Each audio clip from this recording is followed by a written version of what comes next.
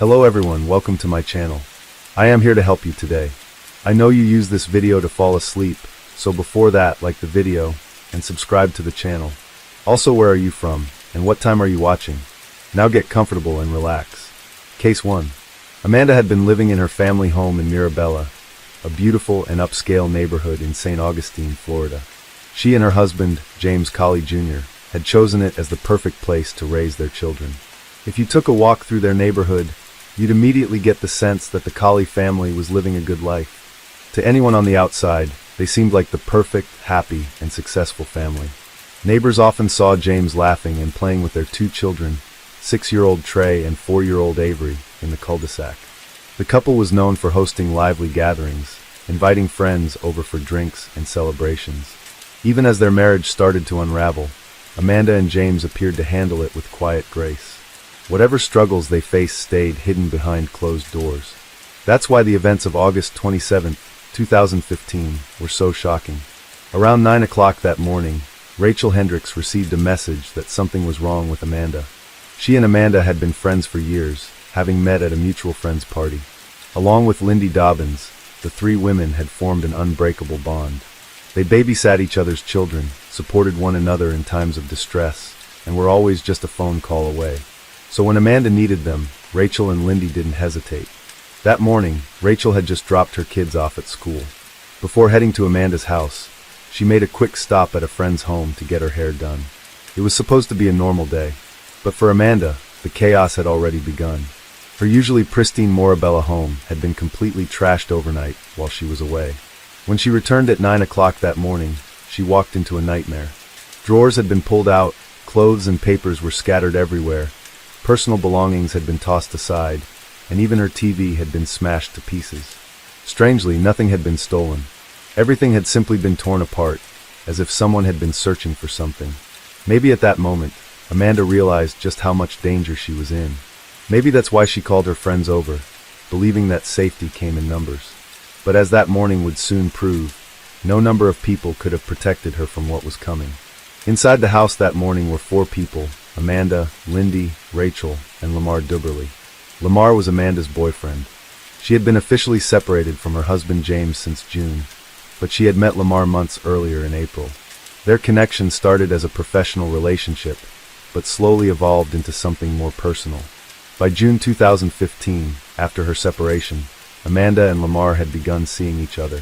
Can you describe how that relationship started, if it progressed, and how it progressed? The relationship started professionally, progressed into a personal relationship, and then we began seeing each other in June 2015. And ultimately, that was an intimate relationship, correct? Correct. Now, Lamar wasn't just any man. He was a force to be reckoned with. A former military officer with an impressive resume, he had attended the U.S. Naval Academy, studied at the Marine Corps University, and even worked at the Pentagon. Sharp, disciplined, and strategic, he carried himself with the confidence of someone who had seen and handled high-stakes situations. Amanda met him while they were both working in corporate management at Fanatics, a sportswear company. As her marriage with James crumbled, she found solace in Lamar, a man who offered stability when everything else in her life was spiraling.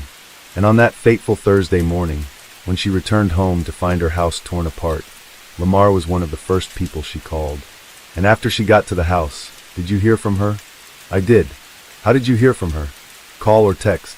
Amanda FaceTimed me, and I was able to survey the damage with her. Lamar, Lindy, and Rachel arrived, each of them hoping to provide Amanda with comfort and a sense of security. Together, they walked through the wreckage, drawers overturned, belongings scattered, a silent warning that something was terribly wrong. While Amanda and Lindy stayed upstairs, trying to make sense of it all, Lamar took Rachel to the garage to assess the damage. Now imagine coming home to find your house completely ransacked, drawers pulled out, belongings scattered, every inch of your safe space violated. That alone is terrifying. But before you even have a chance to process the mess, gunshots ring out. Suddenly, a trashed home doesn't seem so bad. Amanda barely had time to react before the chaos escalated. Outside, a man stood in her backyard, gripping a handgun and aiming it directly at the living room. Shattered glass sprayed in all directions as bullets tore through the windows. His furious voice echoed through the air, saying, "Where is he?" over and over again. That man was James Colley, Amanda's estranged husband. And he wasn't just there to scare them. He was out for blood. Inside, Rachel and Lamar froze for a split second. Then reality hit. James wasn't just shooting into the house at random. He was looking for someone, and Lamar didn't need to guess who. With Amanda in the middle of a messy legal battle, her home torn apart and her new relationship no longer a secret, Lamar knew immediately that he was the target. Without hesitation, Lamar yelled for everyone to run. Then he bolted. He ducked under the garage door and sprinted between two houses in the cul-de-sac, his pulse racing as he put as much distance as possible between himself and the enraged gunman. I left. I thought that was the target individual, and so I was in arms and I left. Now, if you were in Lamar's shoes at that moment, what would you do? Would you leave Amanda behind, or would you make the same choice he did? Share your thoughts in the comments below. Meanwhile, Amanda and Lindy, caught further inside the house, had no way out. They did the only thing they could. They ran upstairs. Rachel followed, her instincts screaming at her to find shelter. Amanda locked herself in the bathroom while Lindy and Rachel dove into the master bedroom closet, barricading the door. Rachel braced herself, her foot pressed against the bottom of the door, her left hand gripping the doorknob with all her strength.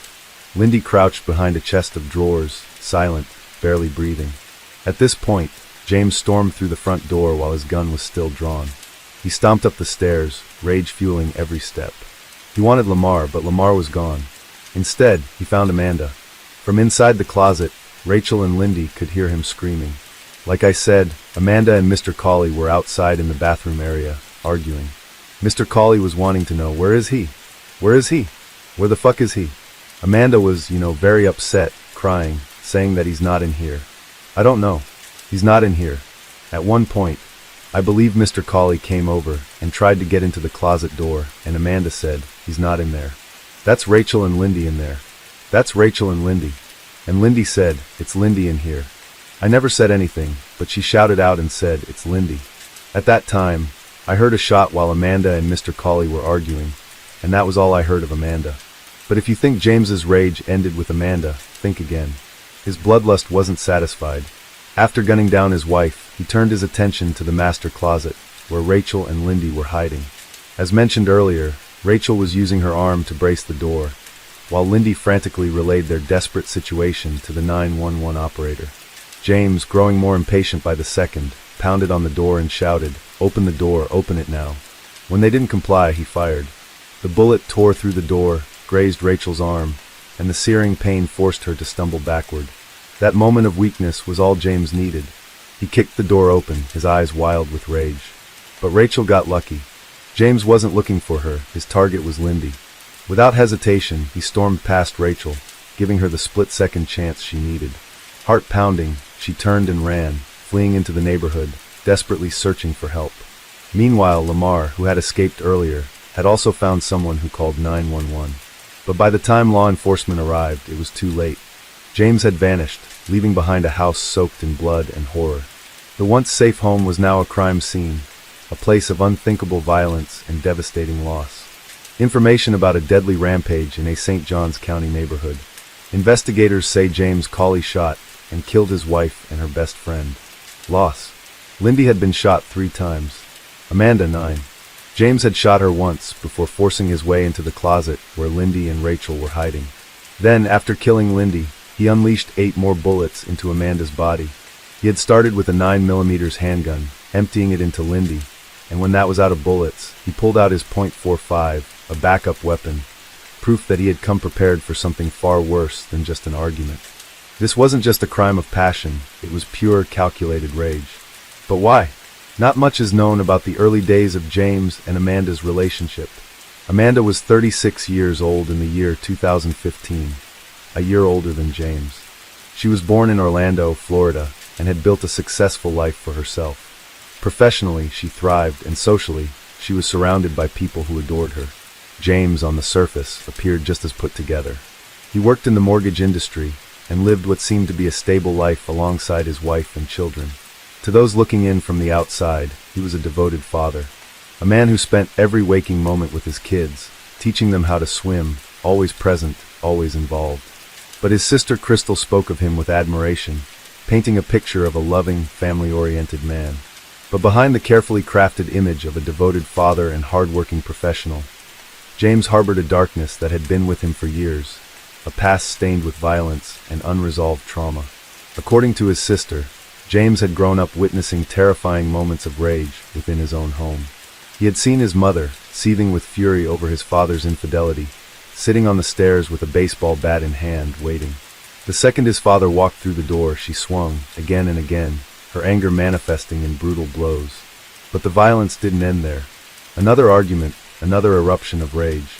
This time she reached for a knife, her temper spiraling out of control. And James stood there, a helpless child, watching it all unfold. He saw what unchecked anger looked like, what it could do, how it could consume a person. Did these moments shape him? Did they plant the seeds of his own uncontrollable fury? A defense lawyer would certainly argue that they did, that James was merely a product of his environment, repeating the cycle he had been exposed to. But trauma alone doesn't excuse what happened that night. By late August of 2015, James and Amanda had been separated for months. He had moved on, or at least that's what everyone thought. James was seeing someone new, yet his obsession with Amanda hadn't faded. Instead, it had festered, growing into something dangerous, something deadly. Amanda had done nothing wrong. She had simply wanted to break free from their toxic marriage, to rebuild a life of her own. But James refused to let her go. His attack wasn't just a crime of passion or a fleeting moment of lost control. It was premeditated. It was the culmination of his growing rage, his need for dominance over the woman who dared to walk away. And in the end, Amanda paid the ultimate price, for nothing more than wanting to be free. To me, I won't do nothing to you. I will bring this up in court about who you really are. And we both know what you really are. You're lucked out on solid shoulders, Officer Amanda. You're disgusting. That's what you are. Please talk to me. Please. Amanda, I'm running for it. Please talk to me. Maybe I have. Please. This is the last time I'm going to tell her her name. Please. Now all of this toxicity comes to a peak when a neighbor sent James a photo. Lamar, shirtless, mowing Amanda's lawn. That was all it took to set him off. Fury consumed him, igniting a relentless storm of abusive text messages and voicemails that wouldn't stop until the day of the murders. In their conversation, he texted her, "Oh, and your boyfriend has been parking at the playground and walking around the back. The whole neighborhood knows. You should just have him park out front like a man. Yeah, everyone knows what you are. Don't worry, I will speak with him face to face sooner than later." Amanda, trying to defuse the situation, responded, "He's not my boyfriend. Like I've told you before, he helps me with the yard work, painting, moving furniture, etc." But James wasn't having it. So why doesn't he park in the driveway if he isn't hiding? And I guess he is married, right? I have a picture of him. These weren't just messages. They were threats. And James had acted on threats before. Amanda had already filed a domestic violence injunction against him, but he had no respect for boundaries. He had violated the order before, once by stealing her clothes from the house and setting them on fire in the yard. In fact, on the morning of Thursday, August 27th, the very day of the murders, James had been in court for violating that order. He had sat there, calm, composed, no one knowing that in less than an hour he would commit an unthinkable act. Now, like many abusive partners, James was a contradiction. One moment desperate for forgiveness, the next consumed by paranoia and rage. Just a day before the murders, on Wednesday, August 26th, he sent Amanda a message dripping with regret. "Please try to start forgiving me, so we can move on. I really miss you and our family being together." But this wasn't love.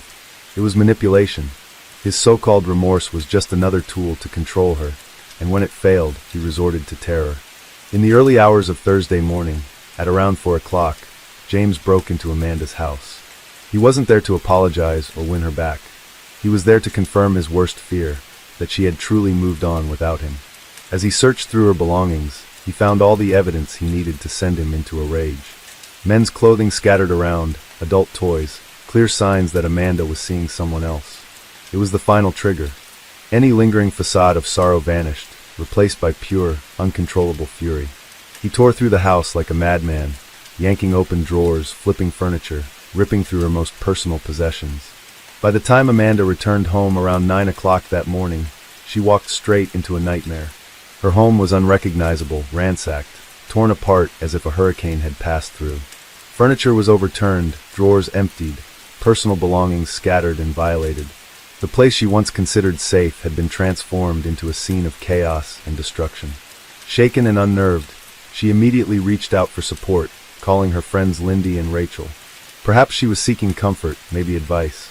What she didn't know was that this phone call would unknowingly set the stage for the final, tragic moments of her life. But James wasn't done tormenting her.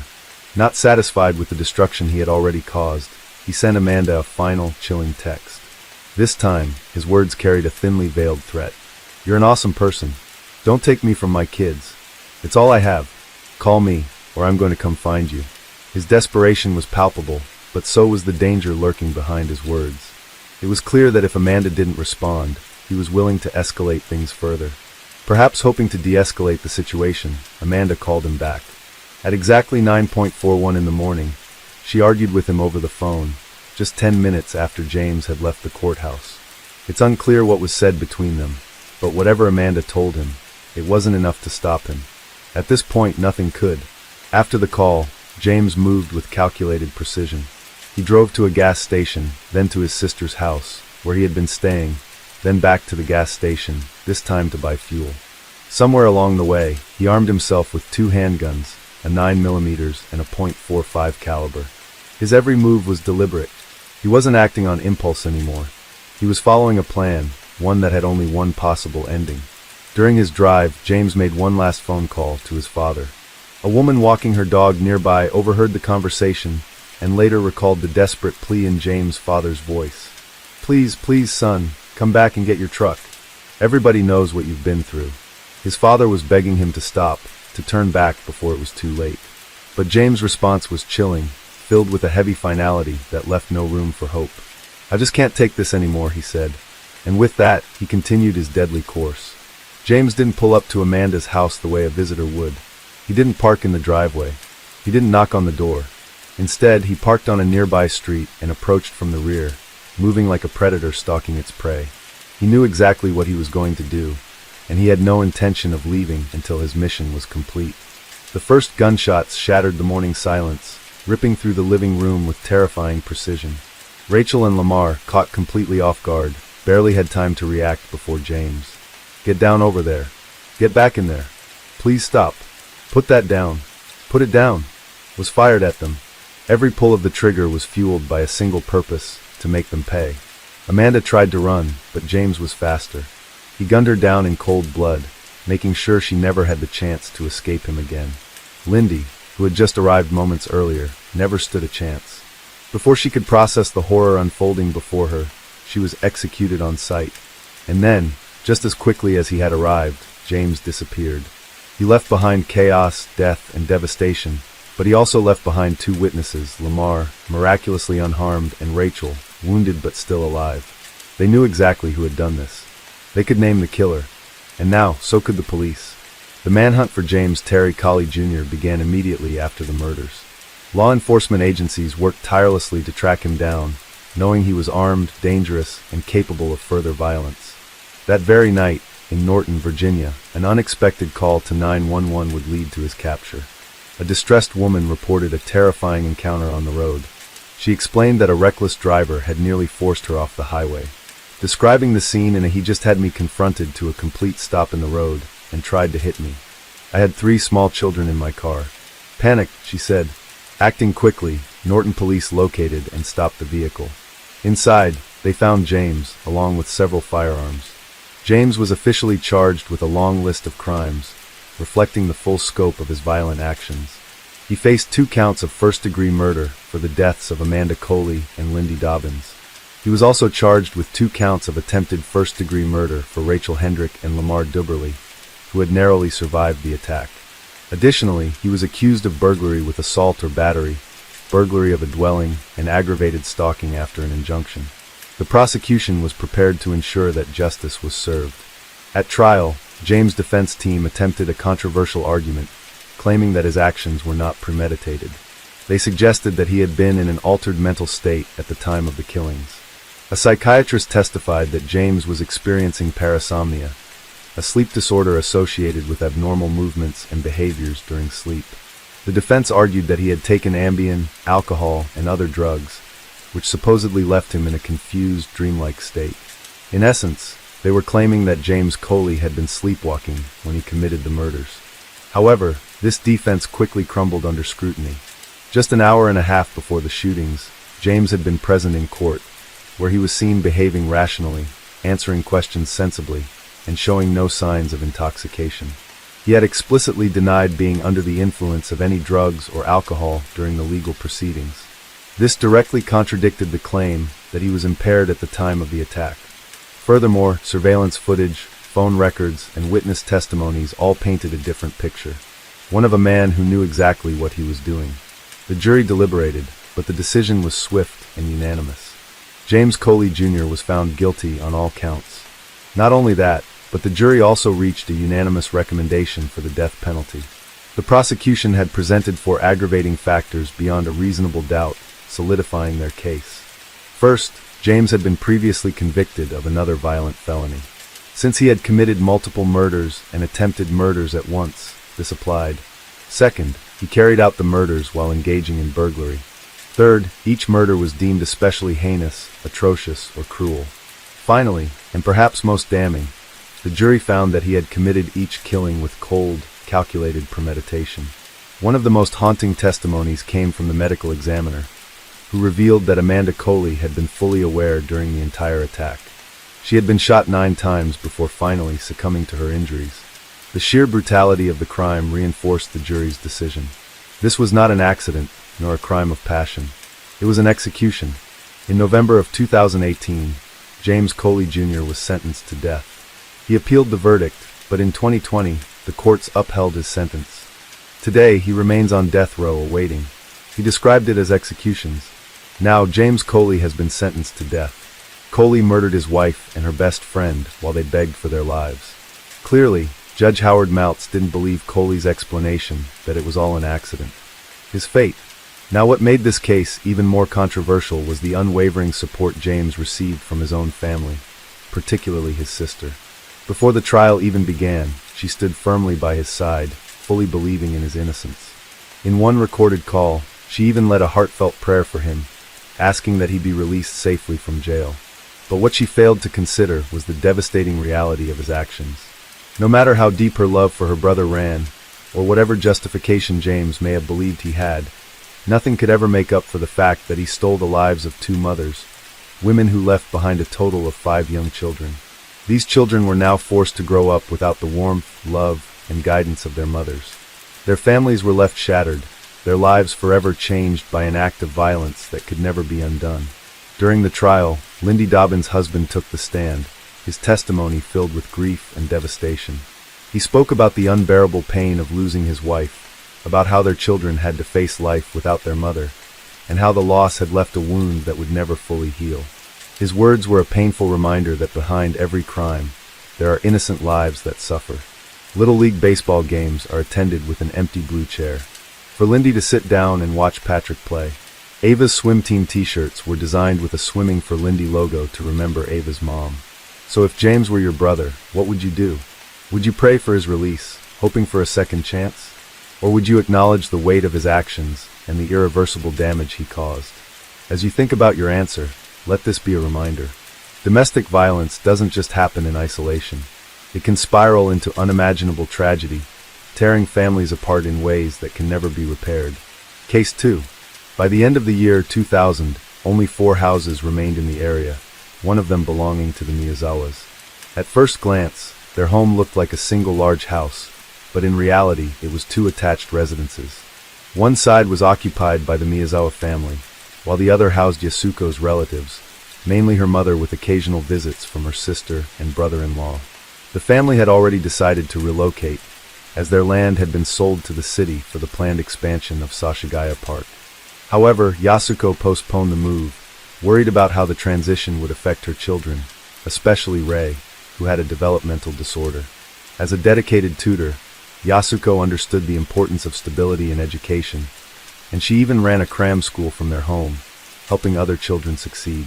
By all accounts, the Miyazawas were a close-knit, hard-working family, respected by those who knew them. But on the night of December 30th, 2000, everything changed.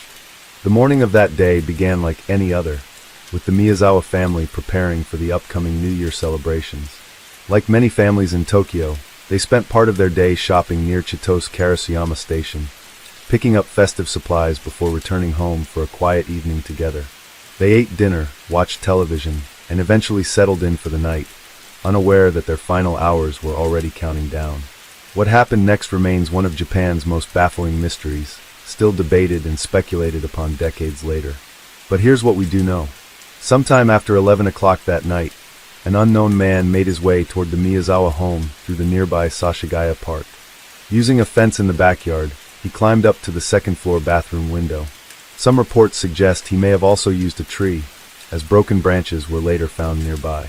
Once he reached the open window, he removed the screen and silently slipped inside. From there, the intruder moved through the house, first entering the nearest bedroom, 6-year-old Rei's room. The little boy was sleeping peacefully, completely unaware of the danger looming over him. Unlike the rest of his family, Rei was not stabbed. Instead, the killer strangled him to death, leaving his small body lifeless in bed before moving on to the rest of the house.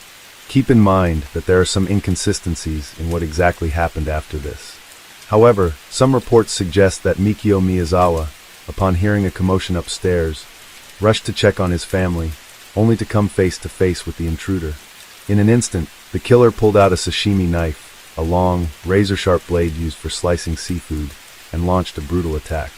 Mikio fought back, trying to resist, but the killer struck repeatedly.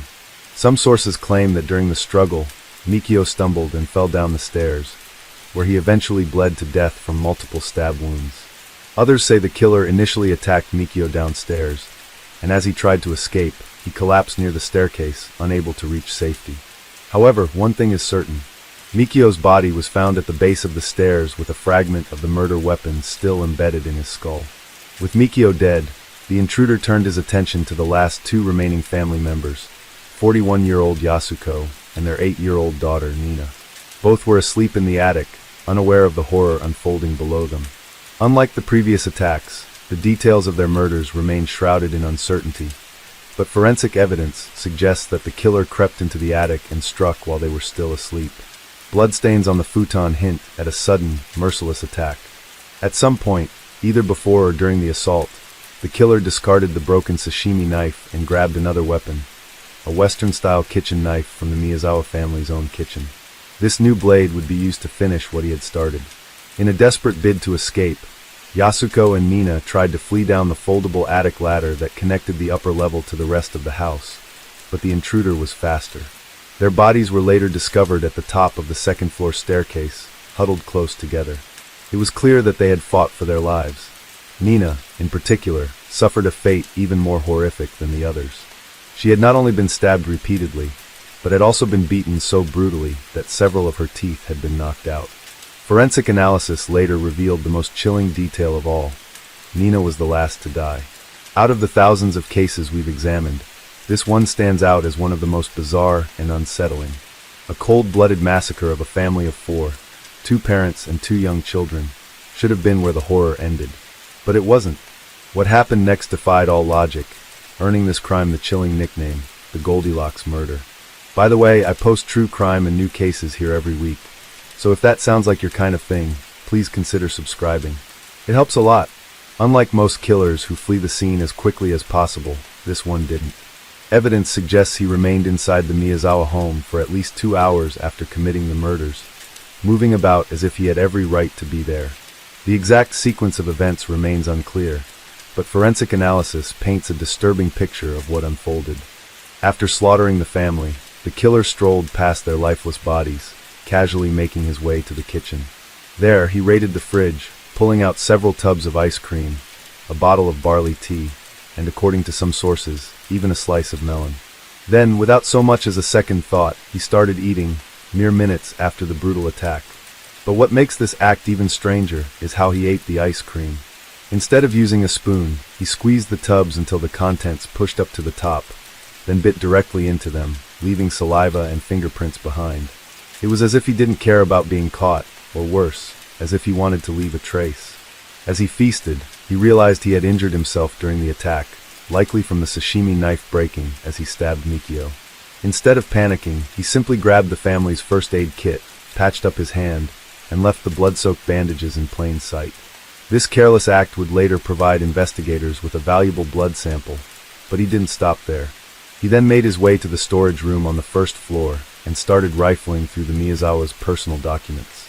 Strangely, instead of taking anything of real value, he removed an entire drawer's worth of papers, carried them upstairs, and dumped them into the bathtub in the second-floor bathroom. The meaning behind this act remains unknown, and then, in what is perhaps the most unsettling detail of all, he used the bathroom to defecate. He left the waste unflushed, further contaminating the scene with DNA evidence. Afterward, he wiped his hands on a bathroom towel, smearing his own blood onto the fabric before walking out. Some reports suggest he then took a nap on the family's sofa, but this remains a point of debate. What is confirmed, however, is that at some point he removed several pieces of clothing, his jacket, hat, shirt, and scarf, and left them behind. Alongside these items, investigators found 2 handkerchiefs, a fanny pack, and a pair of black gloves. Even more shocking, both murder weapons, the sashimi knife he had brought with him and the kitchen knife he had taken from the Miyazawa's home, were also abandoned at the scene. Although the exact sequence of events remains debated, one thing is certain. At approximately 1:18 in the morning, the Miyazawa family's computer was turned on. According to system logs, the killer not only powered up Mikio's computer, but also created a new folder. Some sources even claim that he used the internet to visit the website of a local theater company, though this has never been fully confirmed. The sheer audacity of this act, calmly using the family's computer while their bodies lay just feet away, only adds to the eerie nature of the case. Later, investigators discovered another log showing that the computer had been activated again at 10 o'clock in the morning. Initially, police believed this meant the killer had stayed inside the house for nearly 10 hours after the murders. The idea that he had spent an entire night inside, moving around the blood-stained home without a care, was chilling. However, further analysis revealed that the second activation was likely unintentional. When Yasuko's mother, Haruko, entered the house that morning and discovered the crime scene, she may have accidentally bumped the mouse, waking the computer from sleep mode. If that was the case, the killer most likely left the house between 1:18 in the morning and dawn, reducing the estimated time he spent inside to at least 2 hours. But those 2 hours were enough for the case to become one of the most baffling and chilling cases in Japan's history. The horror was discovered later that morning at around 10:30 when Haruko, worried that Yasuko hadn't answered her calls, decided to check on the family.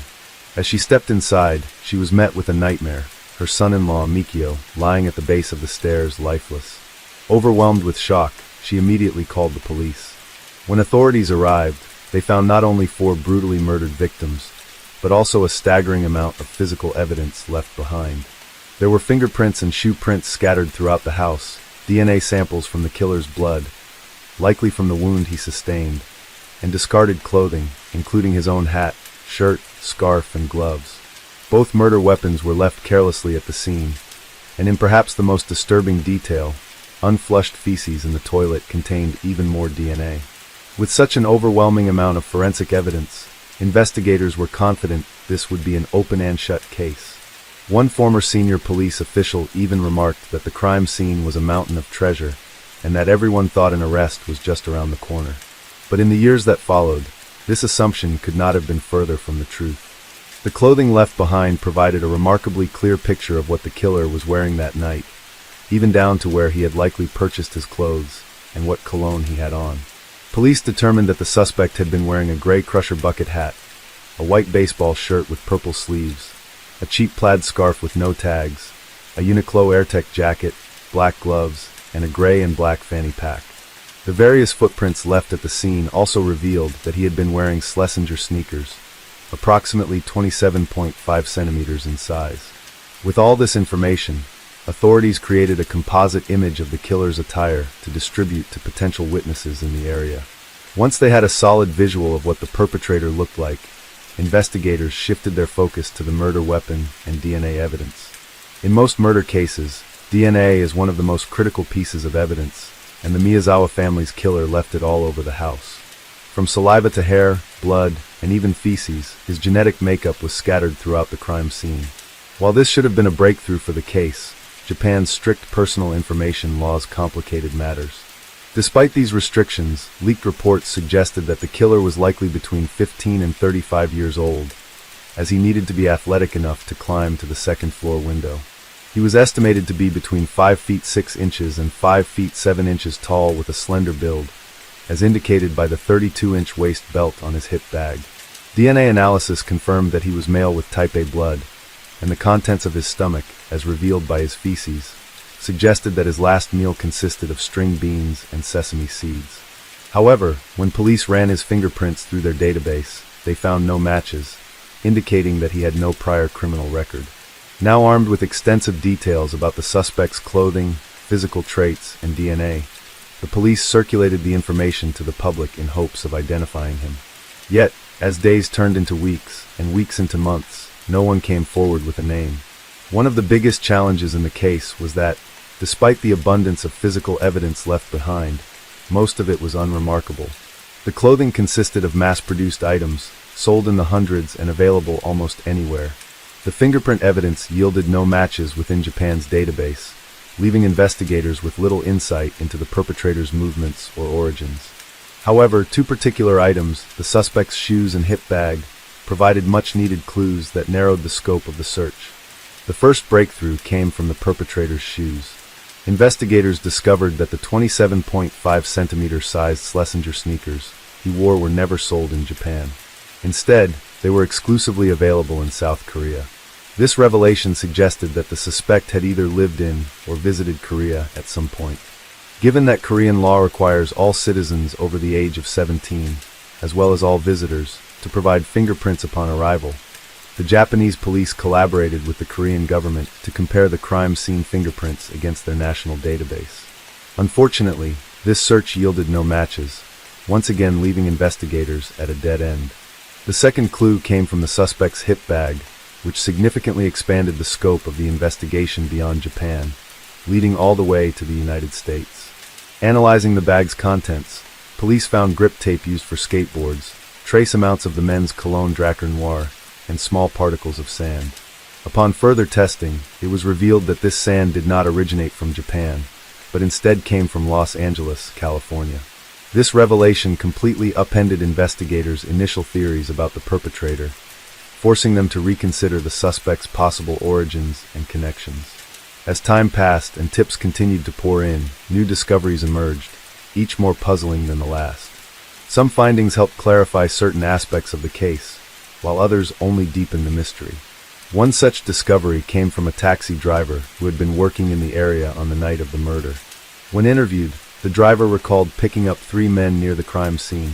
These men matched the general age and build of the suspect, and one of them appeared to be injured, even leaving a bloodstain on the taxi seat before exiting the vehicle. This report raised an unsettling question. Could these men have been involved in the murder? However, this lead conflicted with key evidence from the crime scene, which strongly suggested that only a single perpetrator had been present. Eyewitness reports also provided another strange lead in the case. The day after the murder, staff at a medical center near Tabiniko Station, several hours north of Setagaya, reported treating a man in his mid-30s who had arrived with a however. Despite their repeated questions about how he sustained it, the man refused to give any explanation. His reluctance to speak made the encounter suspicious enough for the staff to alert the police. Adding to the mystery were 2 handkerchiefs found at the crime scene, one intact and the other with a hole cut in the middle. Initially puzzled, police turned to the public for insights. Responses suggested that the handkerchief with a hole may have been used to secure a knife handle, a common practice among fishermen handling large fish like tuna, as it improves grip. Others speculated that one handkerchief might have been used to hold the weapon without leaving fingerprints, while the other was worn as a makeshift mask. However, this theory raised a contradiction. Why would the killer bother avoiding fingerprints on the knife when he left them all over the house? These inconsistencies plagued investigators for years, stalling progress and reducing the chances of catching the perpetrator. Beyond the overwhelming evidence, a major challenge in the investigation was identifying a motive. The Miyazawa family was well-liked, had no known enemies, and no apparent conflicts that would warrant such a brutal crime. With no clear suspect, police were forced to examine every possible lead, starting with the most common theories. In most cases like this, the first assumption is a burglary gone wrong. However, multiple factors contradicted this idea. Typically, burglars strike when a house is likely to be empty, yet the attack on the Miyazawas happened in the evening when all family members were home. More disturbingly, the killer's first act upon entering the house was to strangle 6-year-old Ray, who was asleep and posed no threat. If robbery was the goal, the perpetrator would have prioritized searching for valuables, not immediately committing murder. In fact, the killer only made a weak attempt to retrieve valuables after slaughtering the entire family. Yet even then, he left most of the items behind or discarded them in the bathtub. Some sources suggest that the killer left the crime scene with around 150,000 yen, roughly $1,500. However, what truly baffled investigators was that nearly $2,000 in cash was left behind. This led police to believe that theft was not his primary motive. If he had come just to steal, why would he ignore so much money? Given the sheer brutality of the murders and the killer's complete disregard for evidence, many believe he was either a serial killer or someone with extreme psychological issues and violent tendencies. The strongest argument for this theory lies in the killer's behavior after the crime. Rather than fleeing, he made himself at home, eating their food, using their toilet, and even taking a nap in their living room while the victims' bodies lay nearby. This lack of remorse was chilling. Another unsettling detail was the level of violence directed at the women in the family. Yasuko, the mother, fought desperately against her attacker and suffered severe injuries as a result. Her wounds indicated that she struggled until the very end. Nina, the youngest daughter, was the last to die, and her body showed signs of horrific overkill. Even after she had passed, the killer continued to stab and beat her, breaking her teeth and causing massive internal bleeding. This excessive violence led some to theorize that the killer harbored deep hatred toward women, possibly suggesting a personal vendetta or misogynistic rage. With burglary and serial murder considered, the only remaining motive was revenge. However, this theory had a major flaw. The Miyazawa family was well-liked, with no known enemies. Friends and colleagues described Mikio, the father, as a friendly and easygoing man who never stirred conflict. The only incident that stood out was a minor dispute days before the murder. Mikio had complained about a group of skaters making too much noise at the skate park behind their house. One of the earliest theories was that these skaters, angered by his complaint, decided to retaliate in the most extreme way possible by slaughtering his entire family. While this theory seemed outlandish, it did align with an early eyewitness account. A taxi driver reported picking up 3 men shortly after the murder, one of whom had a fresh hand injury. Investigators speculated that one of them could have been the killer, while the other 2 acted as lookouts. This theory gained further traction when police examined the evidence left behind. The clothes abandoned at the scene matched the style commonly worn by skaters at the time, and the killer's hip bag contained pieces of skater's tape. However, when police interviewed local skaters from Sashigaya Park, they found no suspicious individuals or connections to the Miyazawa family. The idea that a noise complaint escalated into a quadruple homicide was hard for both police and the public to believe. It seemed too extreme a reaction for such a minor grievance. Strangely enough, the most intriguing clue came from an unexpected source: grains of sand found inside the killer's hip bag. When analyzed, the sand was traced back to California, specifically to an area just north of Los Angeles. This bizarre detail raised a haunting question. How did sand from California end up in the bag of a murderer in Setagaya, Japan? The answer, some believe, lies in a controversial but crucial piece of evidence: the killer's DNA. Blood samples left at the crime scene allowed police to analyze his genetic profile, revealing something unexpected. The DNA suggested that the killer had mixed ancestry. His mother likely had roots in southern Europe, while his father had East Asian heritage. This revelation only deepened the mystery. Who was he, what was he doing in Japan, and why did he target the Miyazawa family? One of the most widely discussed theories suggests that the killer was likely military. Now, how do we know this? The answer lies in the sand. As previously mentioned, forensic analysis determined that the sand found at the crime scene originated from an area near the Mojave Desert in California, specifically around Edwards Air Base. Theorists believe that the killer may have been stationed at this air base while serving in the United States military, which is where he picked up the sand found in his hip bag. Later, he was transferred to Japan, most likely to Yokota Air Base, which happens to be located just about an hour away from the Miyazawa family's home. For this theory to hold up, the killer, now presumed to be a U.S. military member, needed to understand Japanese. Evidence suggests he could read Japanese documents, allowing him to decide which papers to throw into the bathtub and which to leave behind. Of course, it's also possible that he randomly discarded documents, but this is where his mixed heritage comes into play. Some believe the killer was the child of a soldier who married a foreigner while stationed overseas. This could mean that although he may not have grown up in Japan, he learned the language from a parent and possibly visited the country during his childhood, making him familiar with the area and local customs. This theory connects multiple pieces of evidence. First, the idea that the killer was military makes sense when considering the physical strength required to carry out such a brutal attack. Investigators initially estimated the killer was young because of the level of athleticism needed, not only to scale the back wall of the house and enter through the second-floor bathroom window, but also to commit such a violent act. Second, the possibility that he was part foreigner would explain why there were no official Japanese records of him. However, his partial Japanese heritage would mean he was fluent in the language and possibly familiar enough with the city's transit system to confidently stay in the house for hours after the crime, knowing exactly how to leave undetected. Since this theory ties together several pieces of evidence, it has become one of the most popular explanations among both the media and online forums. However, it is not the only theory that has gained traction. Years later, journalist Fumiya Ichihashi proposed a different theory in his book about the case, arguing that the killer was actually a former member of the South Korean military turned hitman.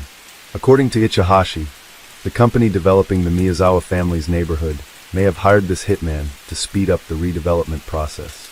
Ichihashi pointed to DNA evidence that strongly suggests the killer was South Korean, as the markers found were significantly more common in Korean individuals than in Japanese individuals.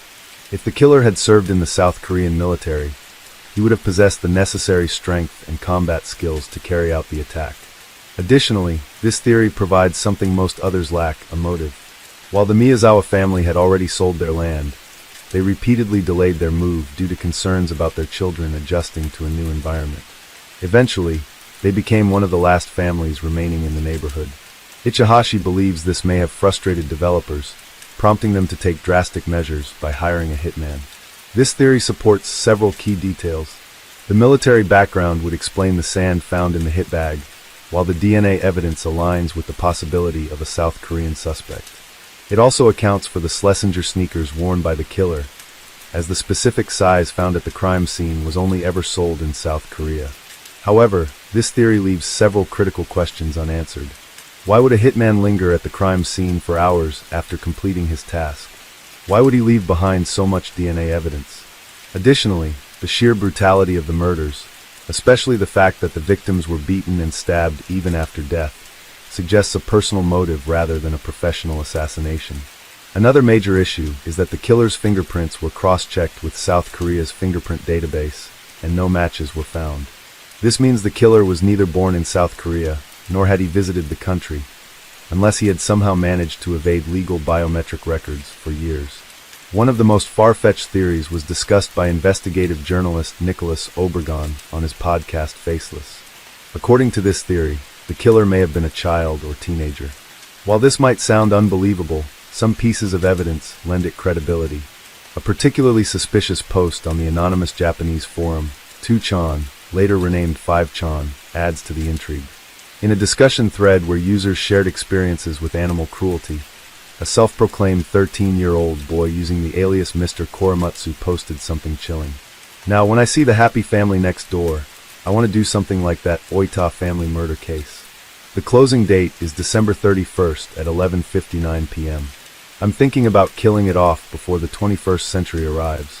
The Oita family murder case he referenced bore disturbing similarities to the Miyazawa family's case. In the Oita case, a family was attacked in their home at night, leaving 3 people dead and 3 others in critical condition. The perpetrator turned out to be a 15-year-old boy. The fact that the Setagaya family murder occurred just 2 days after Mr. Korematsu's post has led some to wonder if it was more than just a coincidence. Because the original poster was never identified, there is no way to confirm whether he was referring to the Miyazawa family or whether he was even being truthful. However, the theory raises some intriguing points. If the killer was a minor, his fingerprints wouldn't be in any criminal database, making him much harder to trace. Some also point out that the last meal the killer ate, string beans and sesame seeds, is commonly prepared as a home-cooked meal by mothers for their children, possibly suggesting that he still lived at home. That said, this theory contradicts several crucial pieces of evidence. It does not explain why sand from Edwards Air Base was found in the suspect's bag, nor how a 13-year-old boy could possess the physical strength to scale a back wall and carry out such a violent massacre. Because of these inconsistencies, most people familiar with the case dismiss this theory outright. Despite the flaws in each theory, investigators have had no choice but to explore every possibility. With no suspects and no leads, authorities have had to grasp at any shred of information.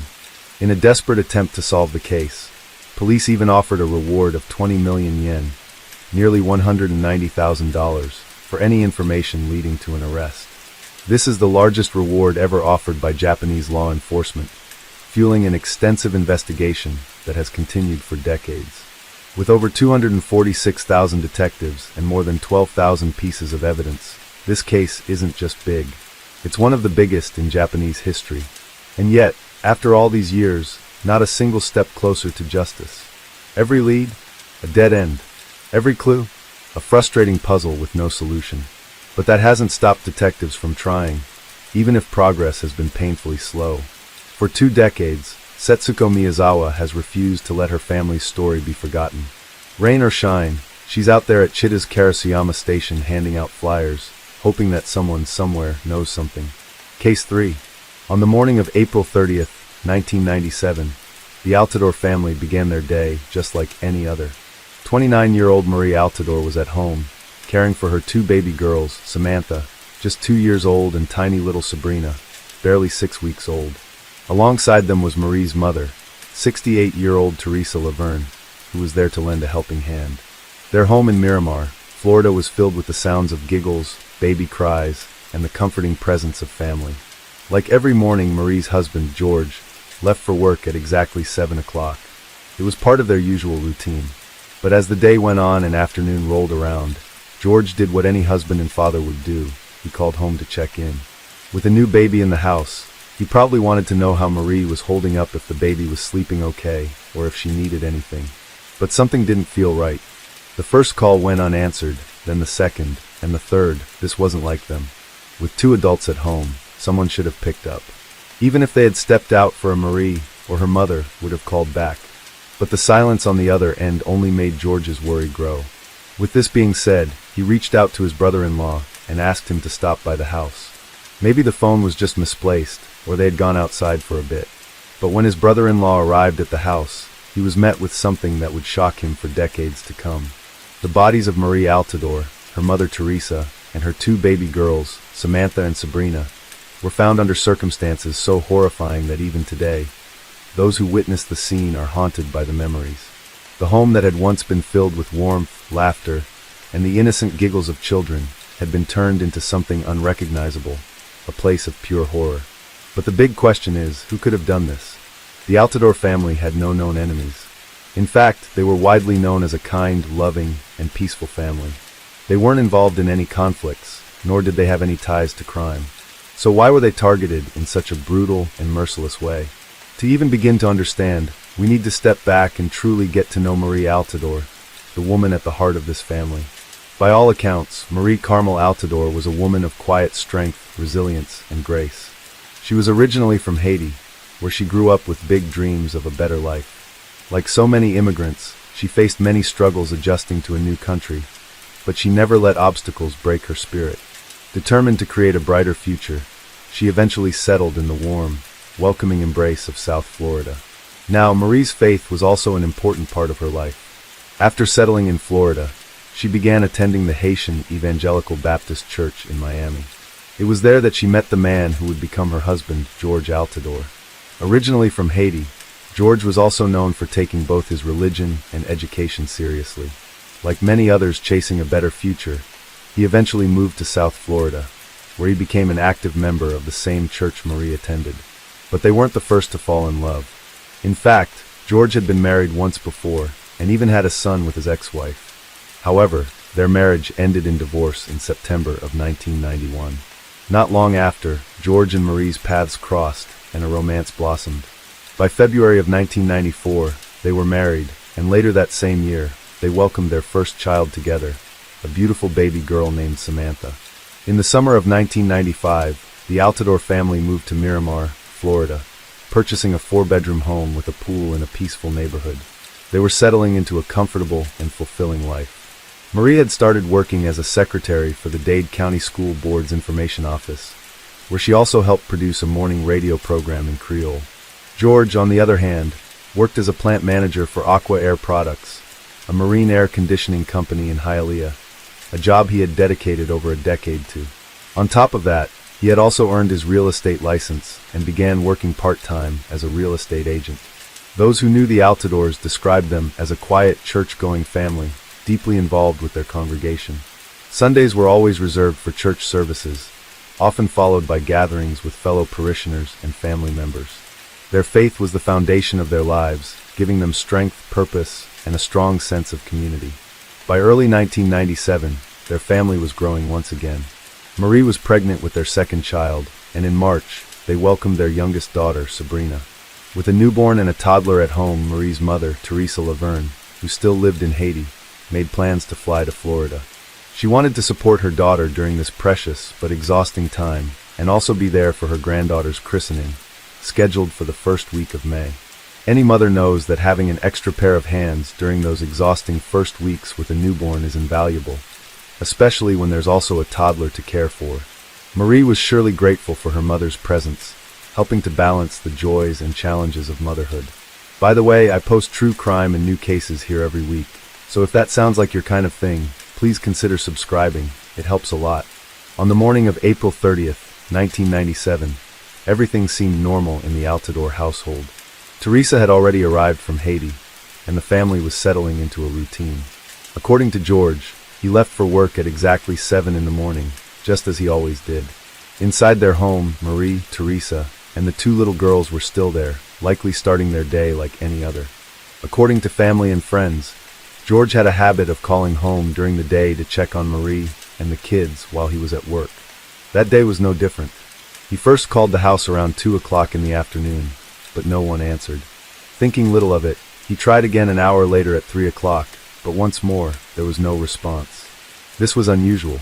Marie was still on maternity leave, meaning she was typically home at that time. If she had stepped out for a moment, her mother, Teresa, should have been there to answer the phone. But the continued silence on the other end of the line was unsettling. This got him so worried that he decided to reach out to his brother-in-law, asking him to go over and check on Marie, Teresa, and the children. His brother-in-law agreed, quickly grabbing his son and heading to the Altador house to see what was going on. They got to the house around 5 in the afternoon. For a while, they kept knocking and calling out, but no one answered. That's when his brother-in-law decided to try the door. To his surprise, it wasn't even locked. Remember, his son was with him at the time. As they both stepped inside, the first thing they noticed was the bassinet sitting right in front of the TV. At first, it didn't seem out of place, but as they got closer, their stomachs dropped. Inside, baby Sabrina lay completely still, her tiny body covered in blood. That alone was horrifying, but what he saw next shattered him even more. Just a few feet away in the kitchen, his mother, Teresa, was lying in a pool of her own blood. The brother-in-law was so shocked, so overwhelmed, that he immediately grabbed his son and ran out of the house, yelling for help. He called out to the neighbors, desperate for someone to confirm if his mother and niece were still alive. One of the neighbors quickly dialed 911, and that call came in at exactly 5:42 p.m., reporting what they had just found. When police arrived just minutes later, they had no idea what they were about to walk into, because the scene on the other side of that door would haunt even the most seasoned investigators for years to come. Just as George's brother-in-law had described, 6-week-old Sabrina was still in her bassinet in the living room. But the sight was horrifying. Her tiny body showed clear signs of a brutal beating. Officers believed she had been struck repeatedly with a blunt object. A few steps away in the kitchen lay Teresa, her body sprawled on the floor. She had been shot in the head and, like the baby, had also been beaten to death. But the horror didn't end there. As officers moved through the house, they found 2 more bodies, one in the corner of the living room and another in the dining room. It was there that Marie was found face down in a pool of blood, and her injuries are even more gruesome. She had been shot multiple times in the chest, stabbed, and then bludgeoned in the head. The level of violence was beyond anything the officers had expected. The last victim was 2-year-old Samantha. She had been found in the living room, wedged between the couch and a chair. Unlike the others, her position suggested that she had been trying to hide, but it hadn't saved her. She too had been beaten to death. The sheer brutality of the crime forced investigators to dig deeper, and as they combed through the house, they were left baffled. It quickly became clear that robbery was not the motive. The furniture was undisturbed, electronics untouched, and valuable jewelry remained exactly where it was left. Strangely, no murder weapon was found at the scene. Then came an even more unsettling discovery. There were no signs of forced entry. The doors were unlocked, nothing was broken, and there was no evidence of a struggle near the entrance. This pointed to a chilling possibility that the killer was someone the family knew, someone who didn't need to force their way inside, someone they trusted enough to let in. Outside, in the gated yard, officers found the family dog. But according to reports, the dog was friendly, not the type to bark or attack, even at strangers. This raised an even more disturbing question. Was the killer a complete outsider who simply went unnoticed? Or was it someone much closer, someone who belonged there? As the detectives continued searching the home, they stumbled upon a chilling clue in one of the rooms. A message scrawled on the wall in messy handwriting. "I want my $100,000 drug money. They stole my drugs." At first glance, it seemed to point to a drug deal gone wrong, a violent retaliation. But there was one glaring problem. After a thorough search of the home, investigators found no trace of drugs. No hidden stashes. No paraphernalia. Nothing. Even more puzzling, neither Marie nor George had any known connections to drugs or illegal dealings. This led to a series of unanswered questions that didn't add up. If this was really a drug deal gone wrong, why was the jewelry left untouched? Why didn't they even try to check George's office, where the supposed drug money could have been hidden? If they were desperate to get their money back, wouldn't they have searched every inch of the house? And the most disturbing question of all, why would a thief or a drug dealer take the time to brutally beat a 6-week-old baby to death? There was no logic to it. By now, it was clear to detectives that this wasn't about money. This was rage. The chilling message scrawled on the wall, demanding drug money, was nothing more than a smokescreen, a desperate attempt to mislead the investigation. With no signs of forced entry and no clear motive that pointed to an outsider, detectives had to consider a disturbing possibility. The killer wasn't a stranger at all. And the most obvious suspect? George Altador. In countless cases like this, when an entire family is slaughtered so brutally, the perpetrator is usually someone within the household, someone with a personal vendetta. When news of the murders first broke, George was caught on camera, devastated, trying to push past officers to get inside the house. He looked frantic, broken, desperate to see his family. At first glance, it seemed like the reaction of a grieving husband and father. But then, when it was time for questioning, his behavior took a drastic shift. Instead of being overwhelmed with sorrow or demanding justice for his wife and children, George was eerily calm. He didn't ask about the investigation. He didn't plead for the killer to be found. Instead, he simply said, "It's in God's hands now. God will prevail. Jesus knows." To detectives, this response was unsettling. Yes, George was known to be deeply religious, but his lack of urgency, his almost passive acceptance of the tragedy, didn't sit right with them. Most grieving husbands and fathers would be overcome with emotion, demanding answers, desperate for justice. But George? He was unfazed. He failed to provide any real answers, barely engaged in the questioning. And then, just as calmly as he had walked in, he got up and left. Although George consistently denied any involvement in the murders, detectives found it increasingly difficult to eliminate him as a suspect. His behavior, coupled with the lack of any other viable suspects, only deepened their suspicions. At one point in the investigation, George agreed to take a polygraph test, but the results indicated deception in his responses. While this was concerning, polygraph tests are not considered reliable evidence in court, and without any concrete proof to support the findings, detectives couldn't arrest him based on the test alone. Not long after, George stopped cooperating with the investigation entirely. He refused to speak with detectives and withdrew from public life, only strengthening their belief that he knew more than he was letting on. In the wake of the murders, George moved in with his sister and brother-in-law, avoiding the public eye. Suspicion followed him everywhere, and soon he stopped attending church and took a leave of absence from work. Those close to him said he knew people would start asking questions, questions he seemingly didn't want to answer. Meanwhile, detectives continued to pore over the evidence, chasing every possible lead. They ruled out robbery, they ruled out drugs, but no matter how much they investigated, they couldn't rule out George. A handwriting analysis was conducted to compare George's writing to the chilling message left on the wall, but the results were not a match.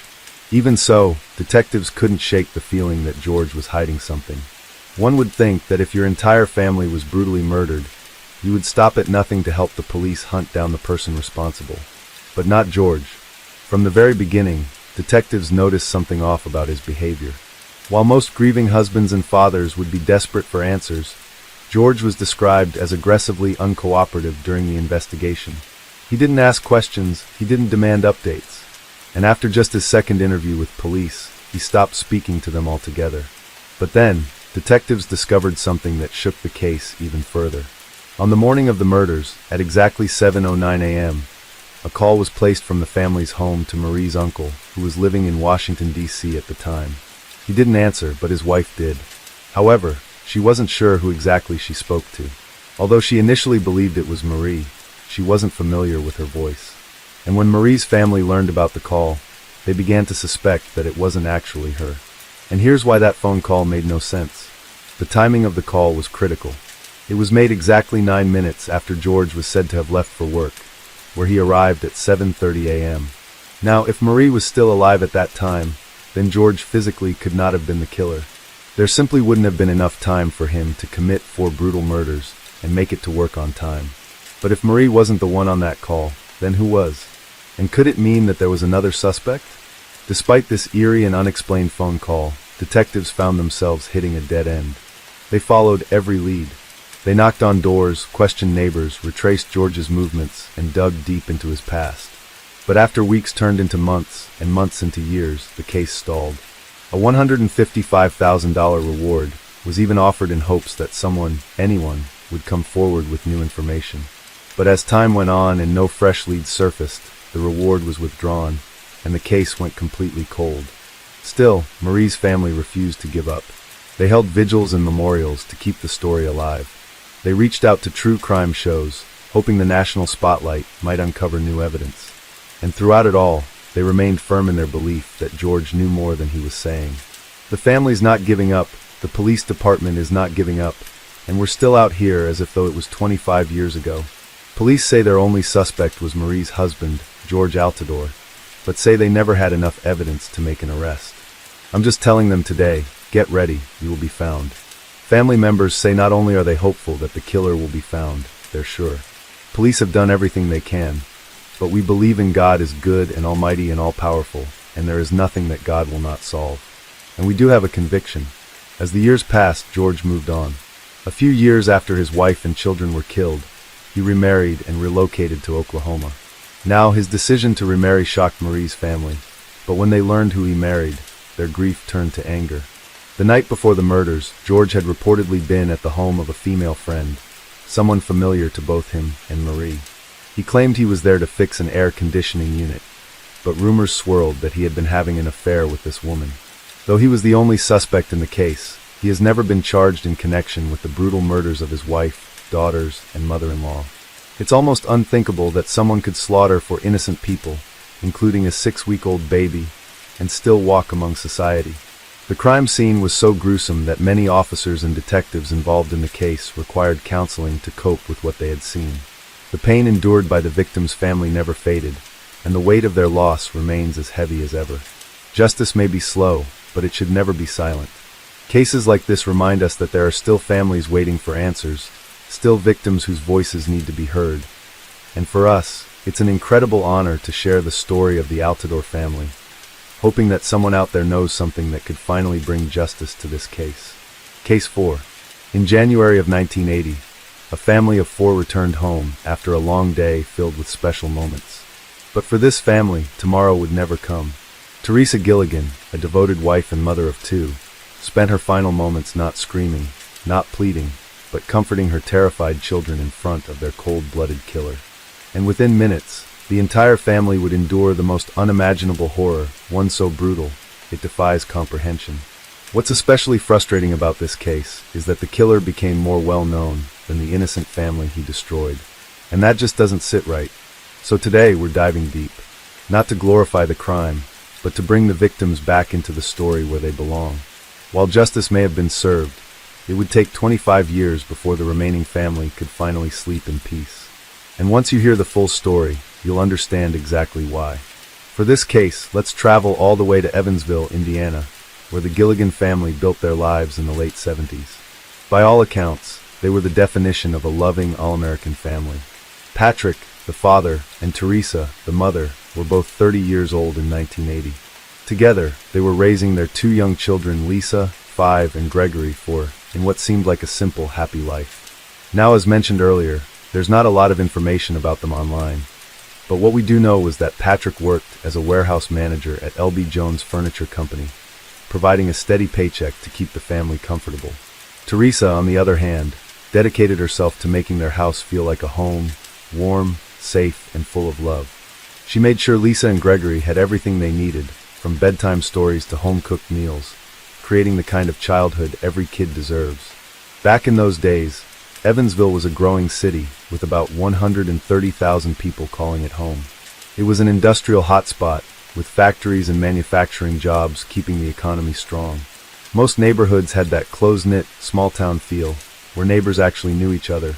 Kids played outside until the street lights flickered on, and families came together for community events.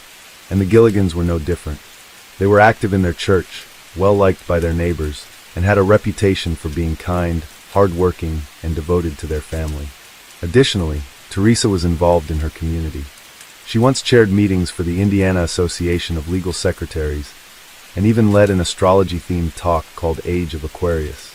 Patrick, on the other hand, had been a star athlete in his younger years, even setting a discus record at Wake Forest before settling into a stable job in Evansville.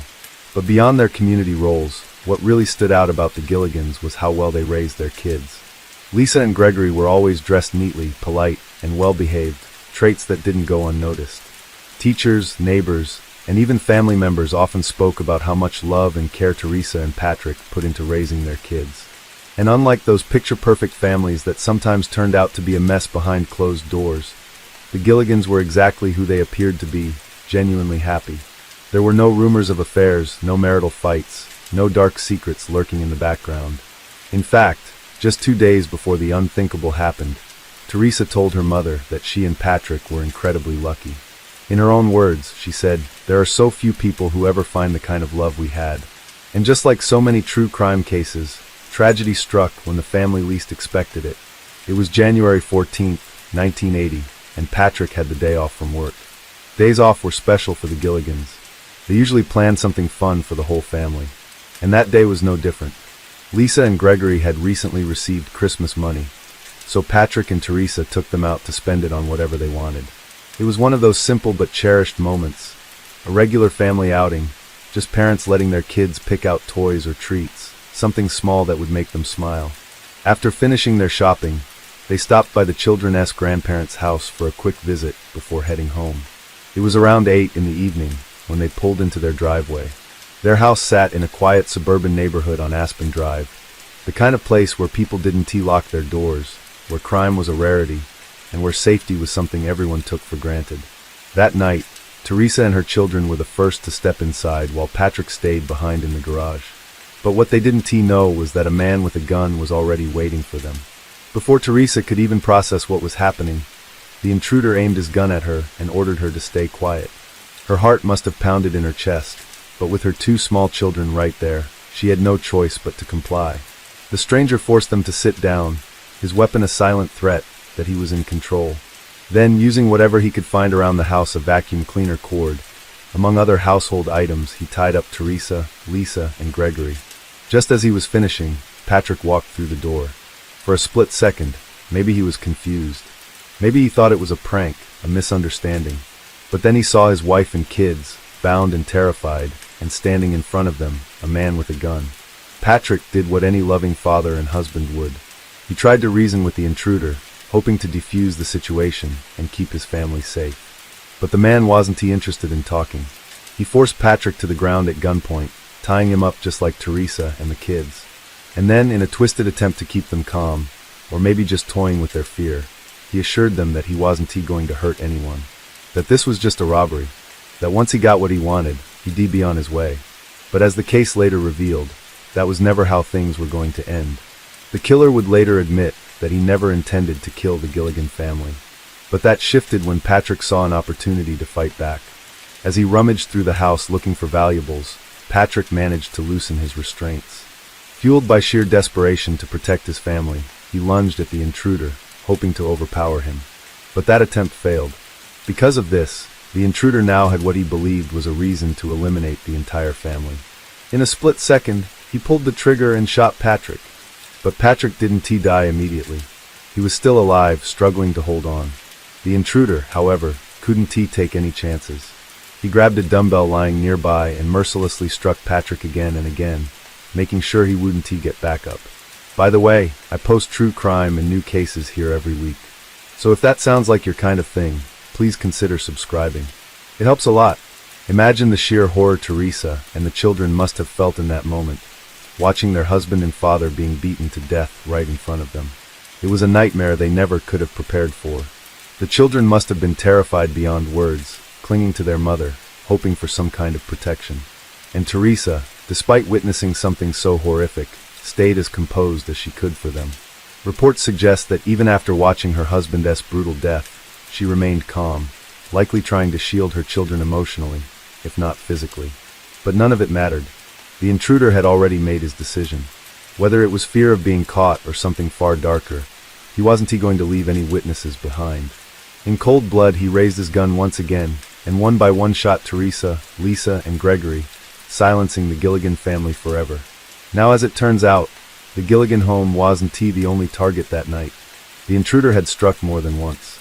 Later that evening, around 10:15 p.m., a call came in from a concerned neighbor, Ralph Hendricks, who had just returned home to find his house burglarized.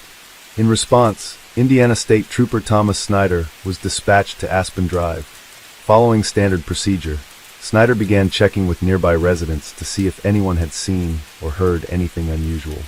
One of the houses he approached was the Gilligan residence, which was right next door to Hendricks. He knocked on the front door, but obviously no one responded. Suspecting that this house might have been burglarized as well, he walked around to the back and immediately noticed something alarming. The window on the door had been taped and broken through, likely an attempt to muffle the sound of forced entry. His instincts kicked in, and realizing something was seriously wrong, Snyder decided to enter the home for a welfare check.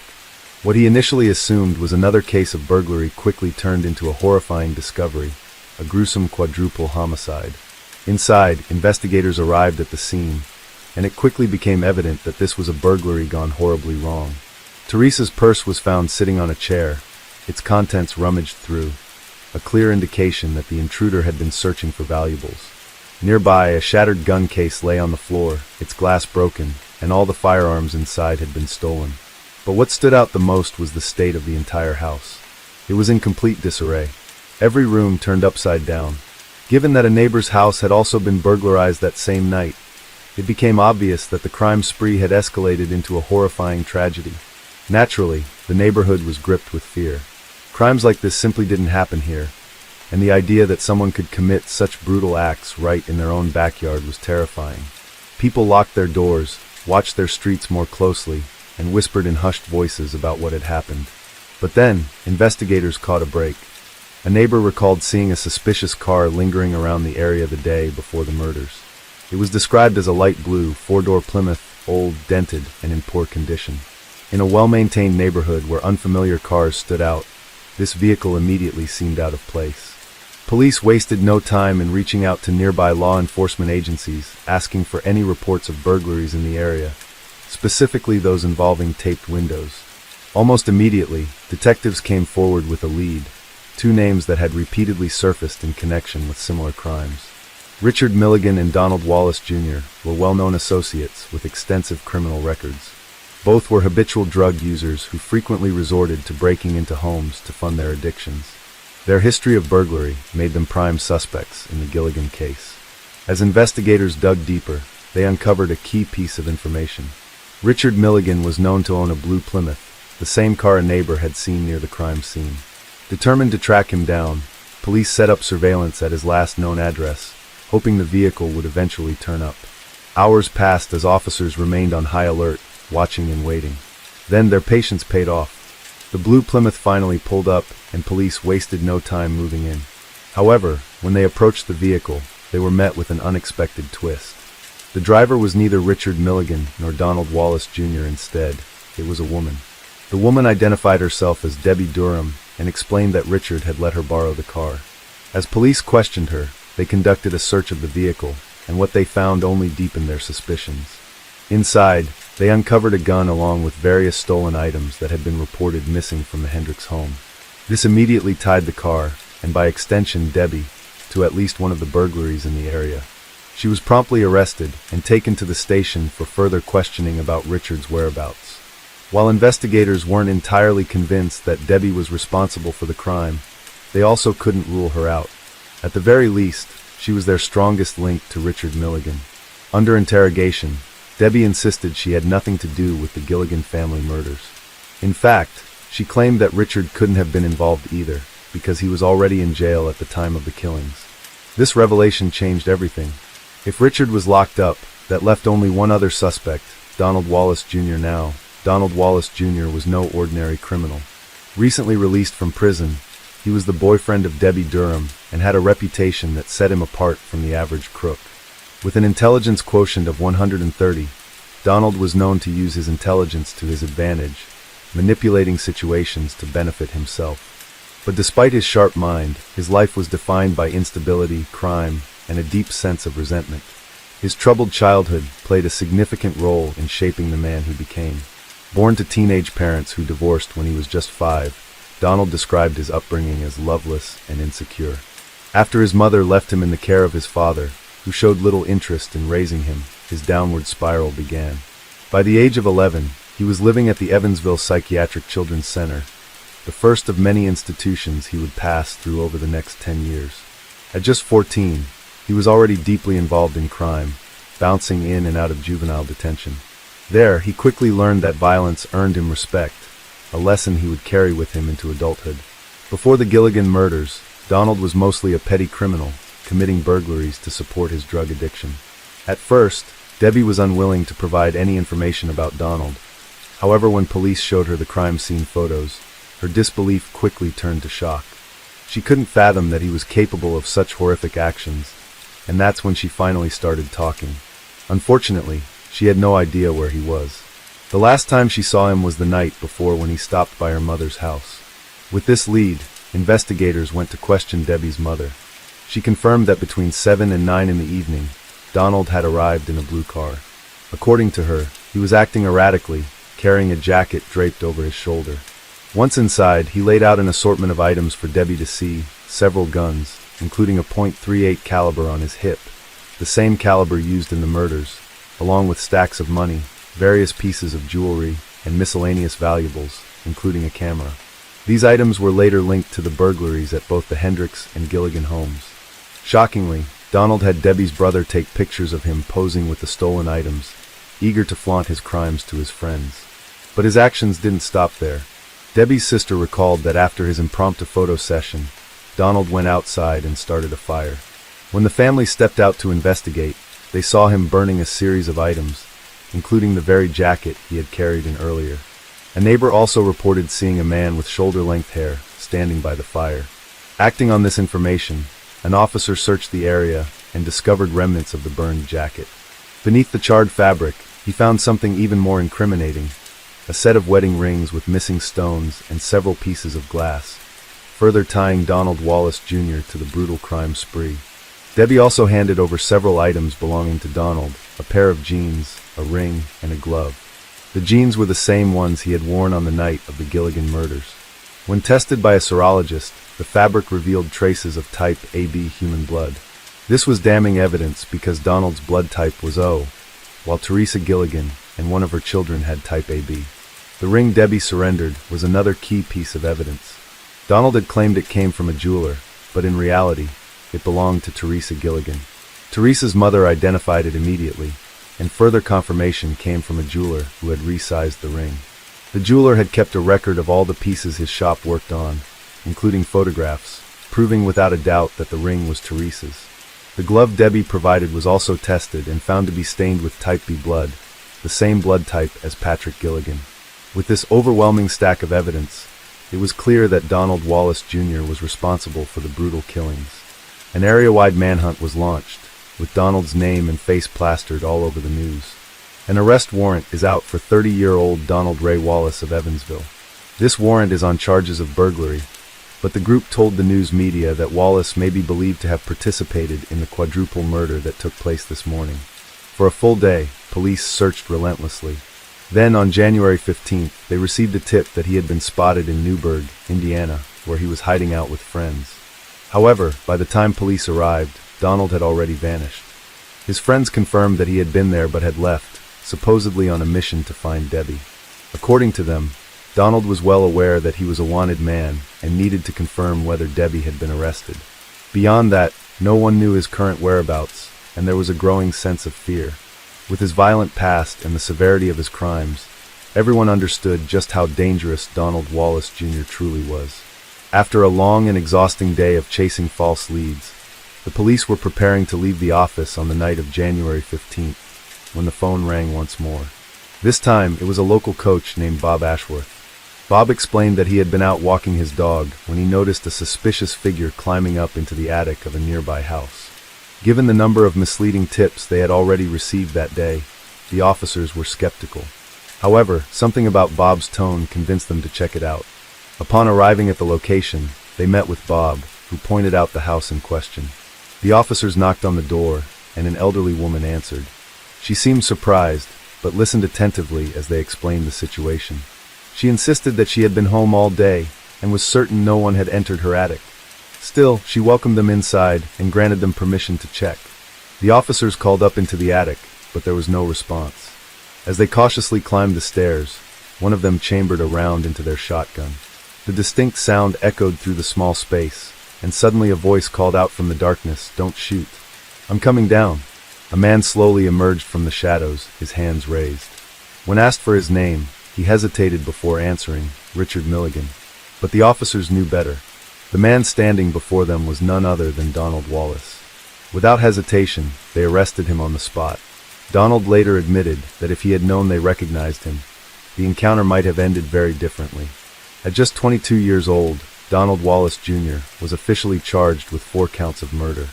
However, before he could stand trial, he was declared incompetent and spent the next 2 years in a mental hospital. In May of 1980, 2 psychiatrists testified that he suffered from acute paranoid schizophrenia, but in 1982, during his competency trial, witnesses and evidence painted a different picture, one that suggested he had been faking his illness all along. With that, his trial was set. Donald never admitted to the killings. He insisted that he had only been there to rob the house, and that an unknown accomplice was responsible for the brutal slayings, but no one believed his story. Even during his trial, he stuck to the same weak defense, but the evidence was insurmountable. On October 21, 1982, Donald Wallace Jr. was sentenced to death. Despite maintaining his innocence publicly, Donald had a different version of events in private. In a letter to Teresa Gilligan's sister, he finally confessed. According to him, he had been gathering random household items when he heard the garage door open. He panicked.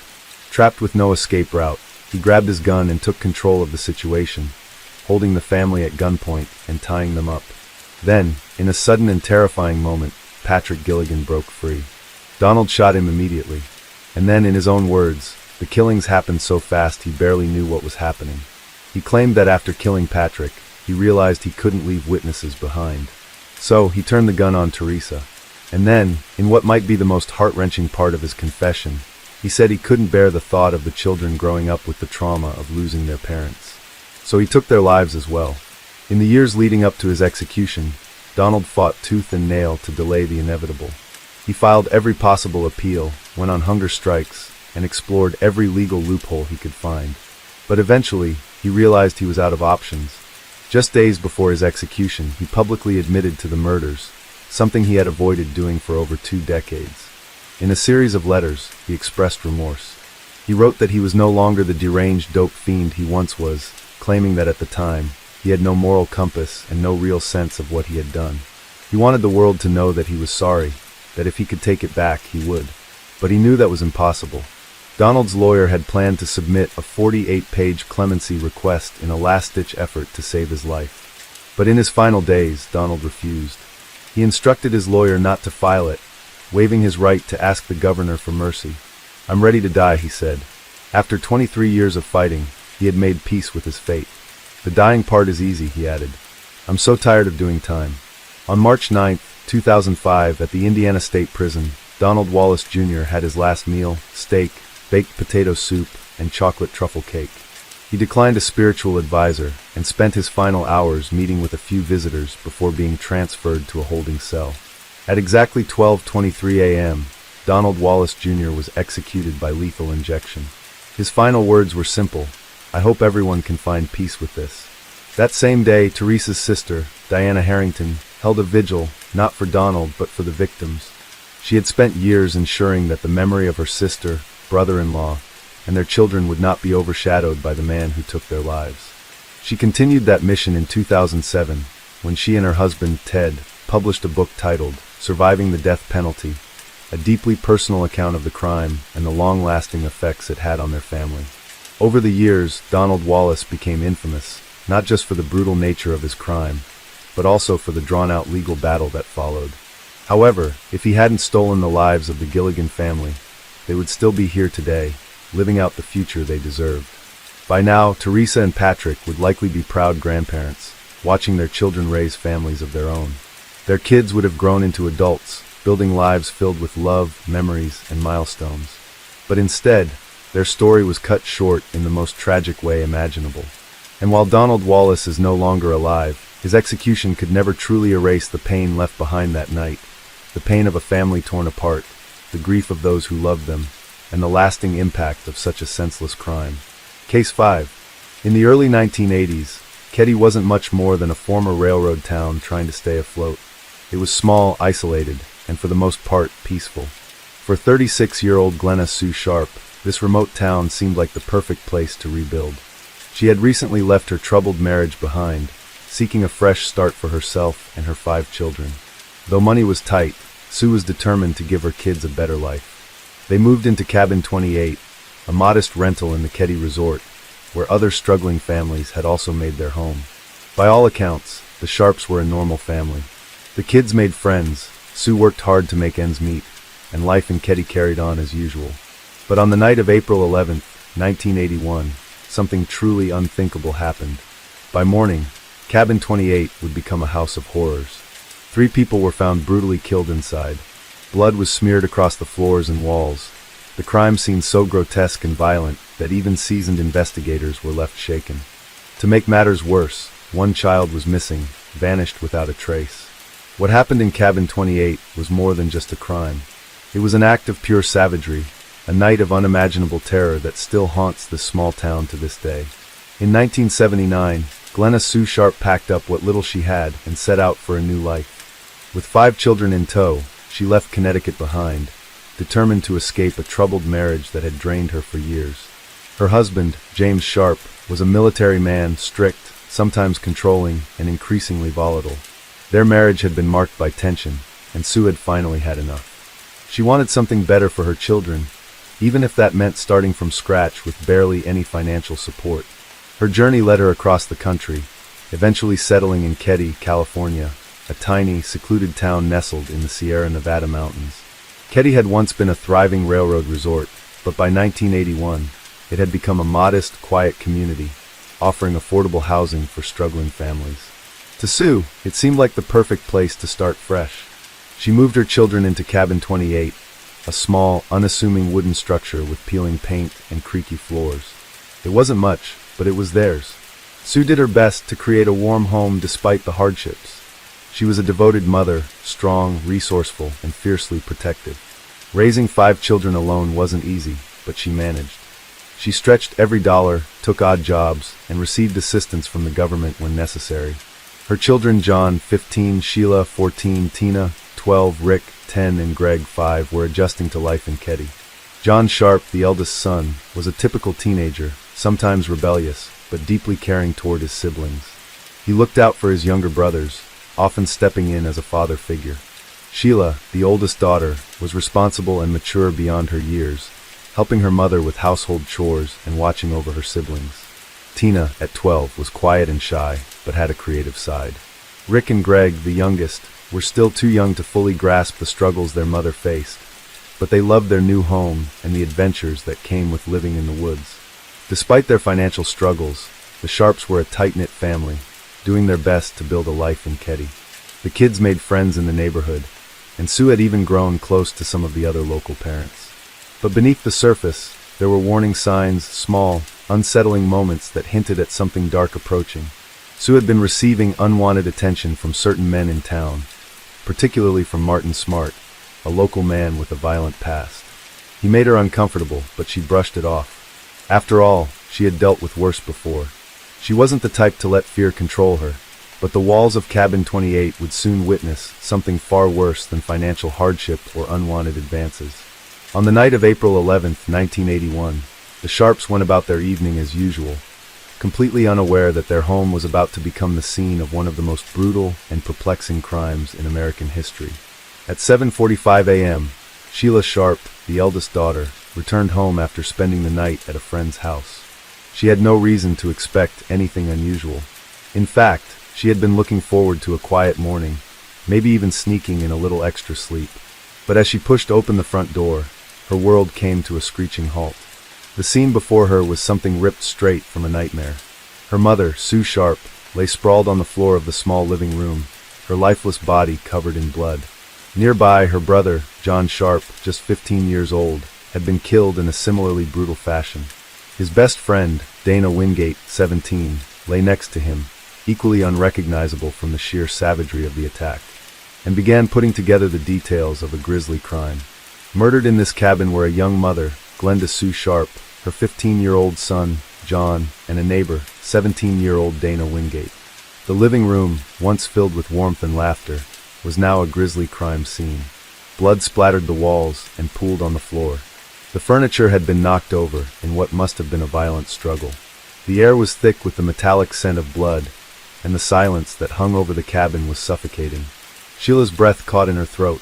She wanted to scream, but the shock had taken hold of her body, rendering her frozen.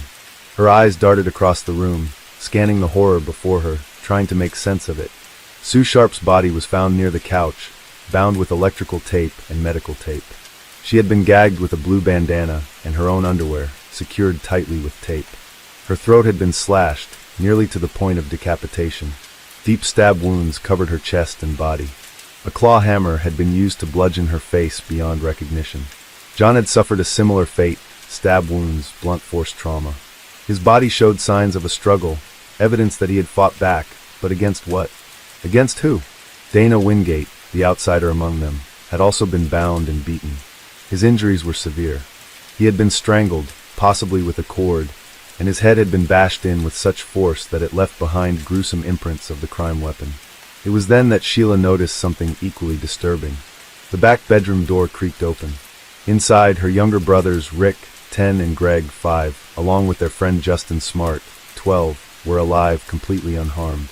The boys had slept through the entire ordeal, unaware that just feet away, their mother and older brother had been brutally slaughtered.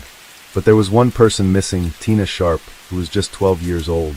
She wasn't among the bodies in the living room, nor was she in the bedroom with the younger boys. The only sign of her was an odd, empty space in the cabin, as if something or someone had been taken. Panic set in. Sheila turned and ran, sprinting to the neighbor's cabin for help. What followed was a small-town tragedy unfolding in real time. The sheriff's department was called. Neighbors began gathering outside, and within minutes, the quiet town of Keddie was plunged into chaos.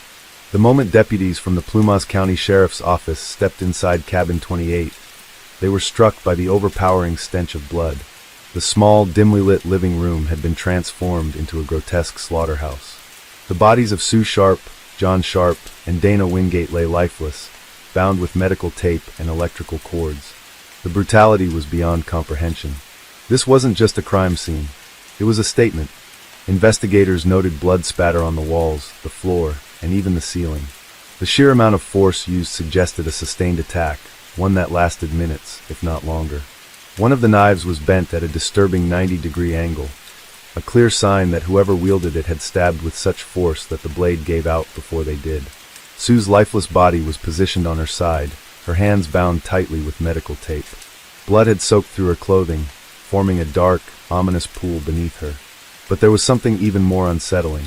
She had been partially undressed, suggesting the possibility of a sexual component to the crime. Despite this, there was no definitive evidence of sexual assault. John and Dana, meanwhile, lay side by side, their bodies mutilated beyond recognition. Dana's head was caved in, likely from repeated blows with the claw hammer. John's throat had been slashed so deeply that it nearly severed his windpipe. And yet, through all this horror, the most haunting mystery remained. Why had Tina Sharp vanished? Detectives quickly realized that the scene inside Cabin 28 defied logic. The level of violence, precision, and sadistic overkill was unlike anything they had encountered before. But then a chilling detail emerged. The bindings on the victims suggested multiple attackers. The knots were inconsistent, some neatly tied, others sloppy and rushed. It was as if different people had restrained them at different times, each with varying levels of skill. Forensics painted a grisly picture of what may have happened that night. Blood spatter analysis indicated that John and Dana had been killed near the front door, their bodies later dragged to where they were found. Sue, however, appeared to have been the primary target, suffering the most extreme violence. And then there was the tape recording. Investigators discovered that someone had attempted to muffle the sounds of the attack. A section of the cabin's walls had been stripped down to expose the insulation, possibly to absorb sound. But most chilling of all, a small piece of medical tape, similar to the one used to bind Sue, was found with bloodied fibers stuck to it, as if a gag had been ripped from someone's mouth mid-scream. Whoever committed these heinous acts had not acted in a blind rage. This was controlled, methodical, and disturbingly ritualistic. In the chaos of the crime scene, one detail stood out above all the horror. Tina Sharp was missing. Her small bed in the back room was undisturbed, her belongings untouched. Unlike her brothers, who had been left alive in the house, Tina had been taken. But why? The timeline of events became even more twisted when neighbors reported hearing muffled screams around 1:30 a.m., yet no one called the police. Was it fear, apathy, or had the killers ensured no one would intervene? In the days that followed, search efforts focused on finding Tina. Helicopters scoured the forests. Volunteers combed the nearby roads, creeks, and abandoned train cars. Police even considered the possibility of a ransom demand, but none came. Tina had disappeared without a trace. Forensic evidence hinted that she had been alive when she left the cabin, but for how long? And what had her abductors intended for her? The weeks turned to months, then years, until finally, in 1984, investigators received the call that shattered any lingering hope.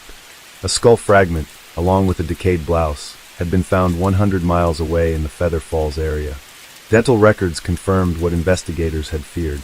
It was Tina. Her remains had been left exposed to the elements, her body dumped like an afterthought. But there was one final, terrifying clue. Not far from where Tina's bones were found, a tiny strip of medical tape lay buried in the dirt, the same kind used to bind Sue Sharp. Tina had been kept alive for an unknown amount of time after the murders, then disposed of when she was no longer needed. But needed for what? Despite the brutality of the crime, no one in Keddie seemed willing to talk. Witness statements were inconsistent, leads vanished, and possible suspects either evaded questioning or provided alibis that felt too convenient. Rumors swirled about the involvement of locals, people who had lived in Keddie before and after the killings, blending seamlessly into the small-town fabric. The two primary suspects were Martin Smart, Justin's stepfather, and his friend, Bo Boobed, both of whom had been at the local bar the night of the murders. Martin had a history of domestic violence, and just days after the crime, his wife filed for divorce, citing fear for her life. Even more chilling, he had allegedly told his therapist he had killed Sue Sharp, yet no arrest was ever made. Then there was the mysterious call. In 1984, when Tina's remains were discovered, an anonymous caller contacted the police and gave them the location before the news had been made public. How had they known? More importantly, why did no one follow up on the call? The case lingered in limbo, an open wound in the town of Keddie. Evidence was misplaced, records were lost, and key witnesses faded into obscurity. For decades, it seemed like the truth of what happened inside Cabin 28 would die with time. Among the gruesome details of the Keddie murders, two objects stood out as silent witnesses to the crime. A claw hammer and a steak knife bent at an almost 90-degree angle.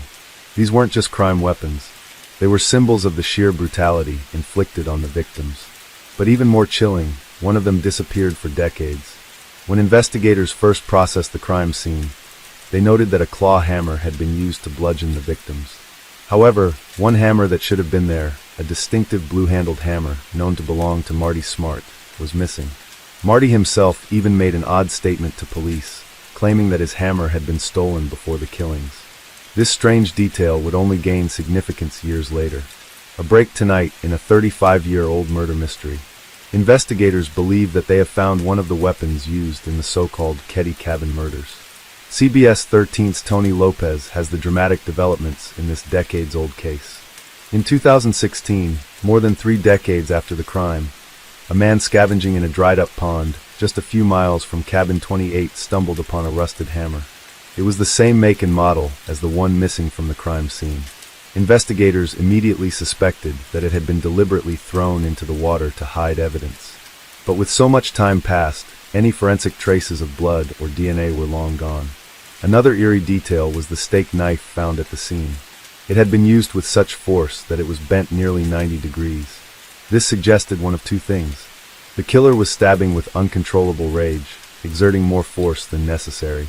The victim fought back fiercely, causing the knife to bend in the struggle. Either way, this was not the work of someone who simply wanted to kill and escape.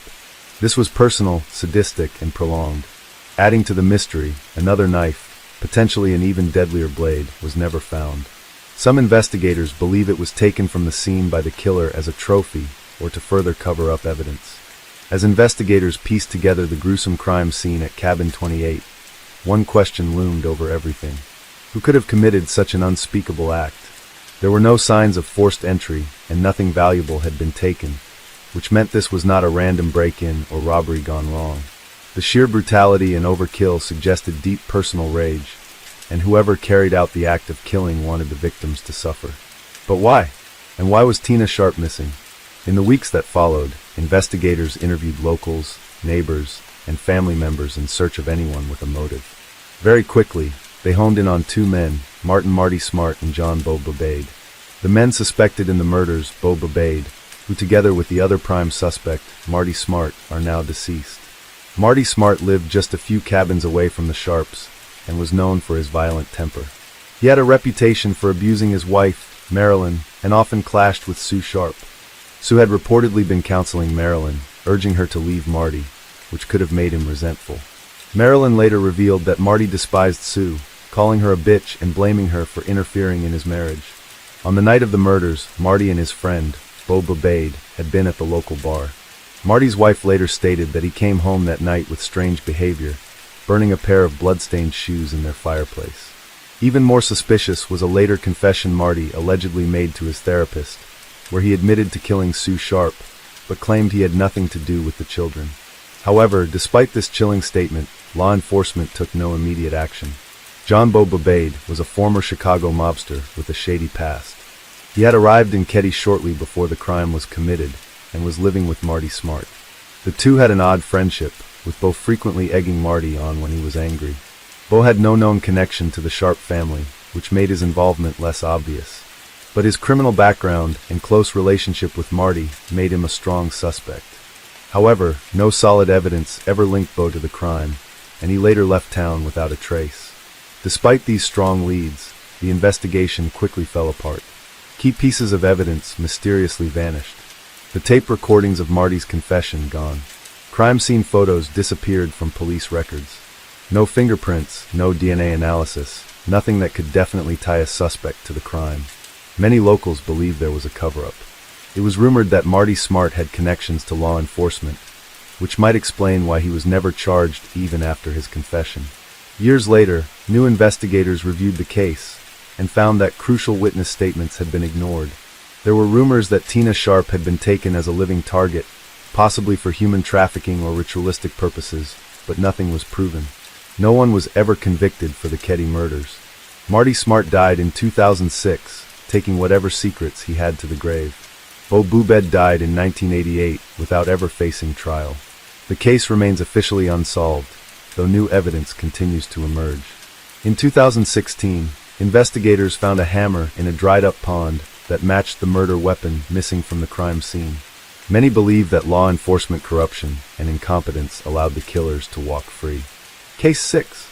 Back to the early 2000s, specifically 2003, and head to Heathrow, a bustling area in the United Kingdom. It was here that a thriving business called Saba Freight was making waves in the fruit import world. This wasn't just your average company. It was a booming empire. At the center of it all was a 46-year-old man named Amarjit Chauhan. Most people called him Anil. Anil's journey was nothing short of inspiring.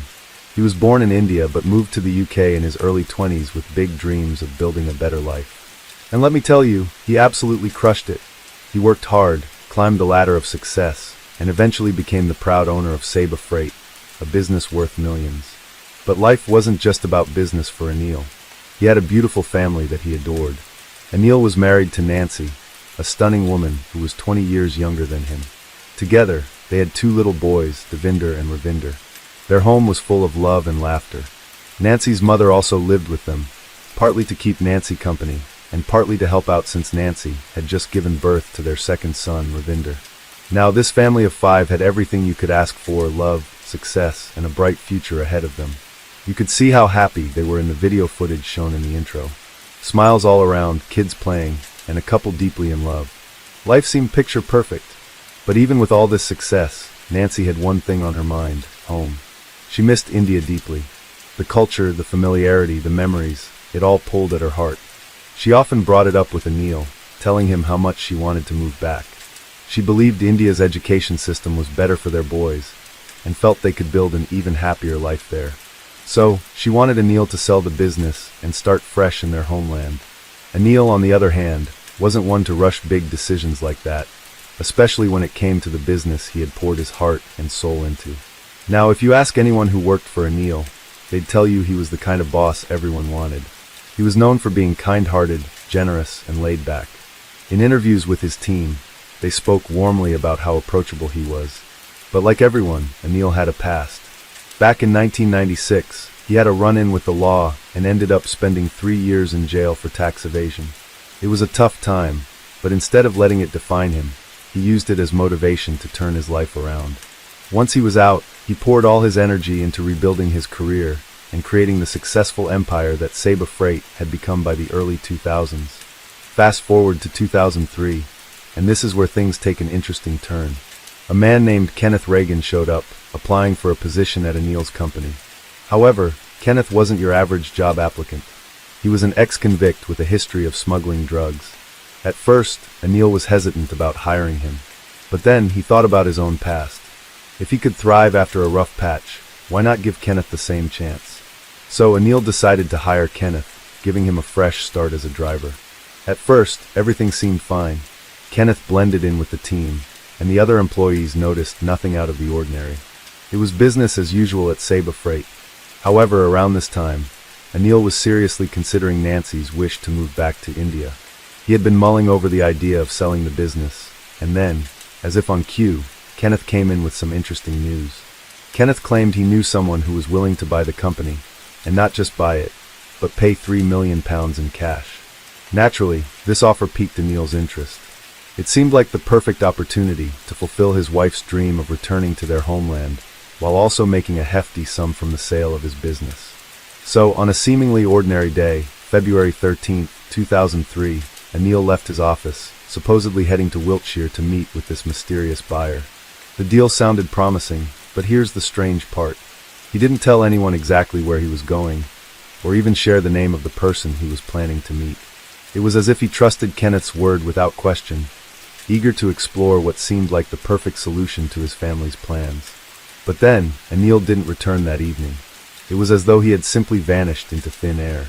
Nancy was starting to feel more and more anxious as the night went on. She had called the company, hoping to find some clue about Anil's whereabouts, but as expected, no one had seen him. Just as she was about to panic, her phone buzzed. It was a voice message from Anil. In the message, he told her not to worry, that he was fine, and that he couldn't make it home that night. He promised he would be back the following day, but something about it didn't sit right with Nancy. This wasn't how Anil normally communicated. She and her husband always spoke to each other in Punjabi, but the message she just received, it was in English. "Hello Nancy, don't panic. I'm okay, I'll be back tomorrow. The words sounded like Anil, but they didn't sound like him. That's when she decided to call her brother Unkar, who lived miles away in New Zealand. Unkar was a journalist, and though he hadn't seen Nancy or their mother in nearly 9 years, they still spoke almost every day. She trusted him completely and needed someone to talk to. But that call with Unkar would turn out to be the last time he ever heard from his sister. For days after that, on February 17, 2003, Kenneth made a shocking announcement at work.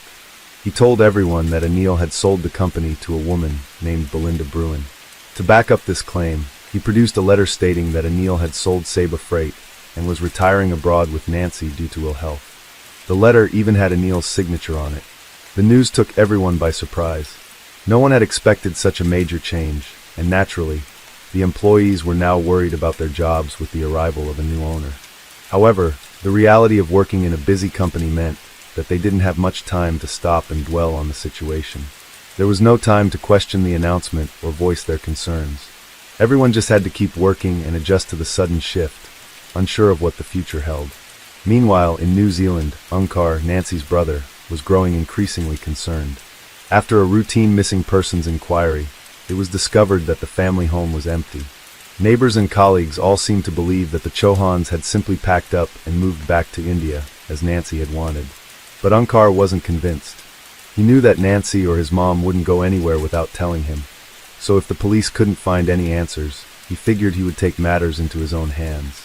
He decided to fly to the UK and investigate his family's disappearance himself. Alone in a foreign place, Unkar arrived in Hounslow, the family's hometown, and headed straight for the Chauhan house.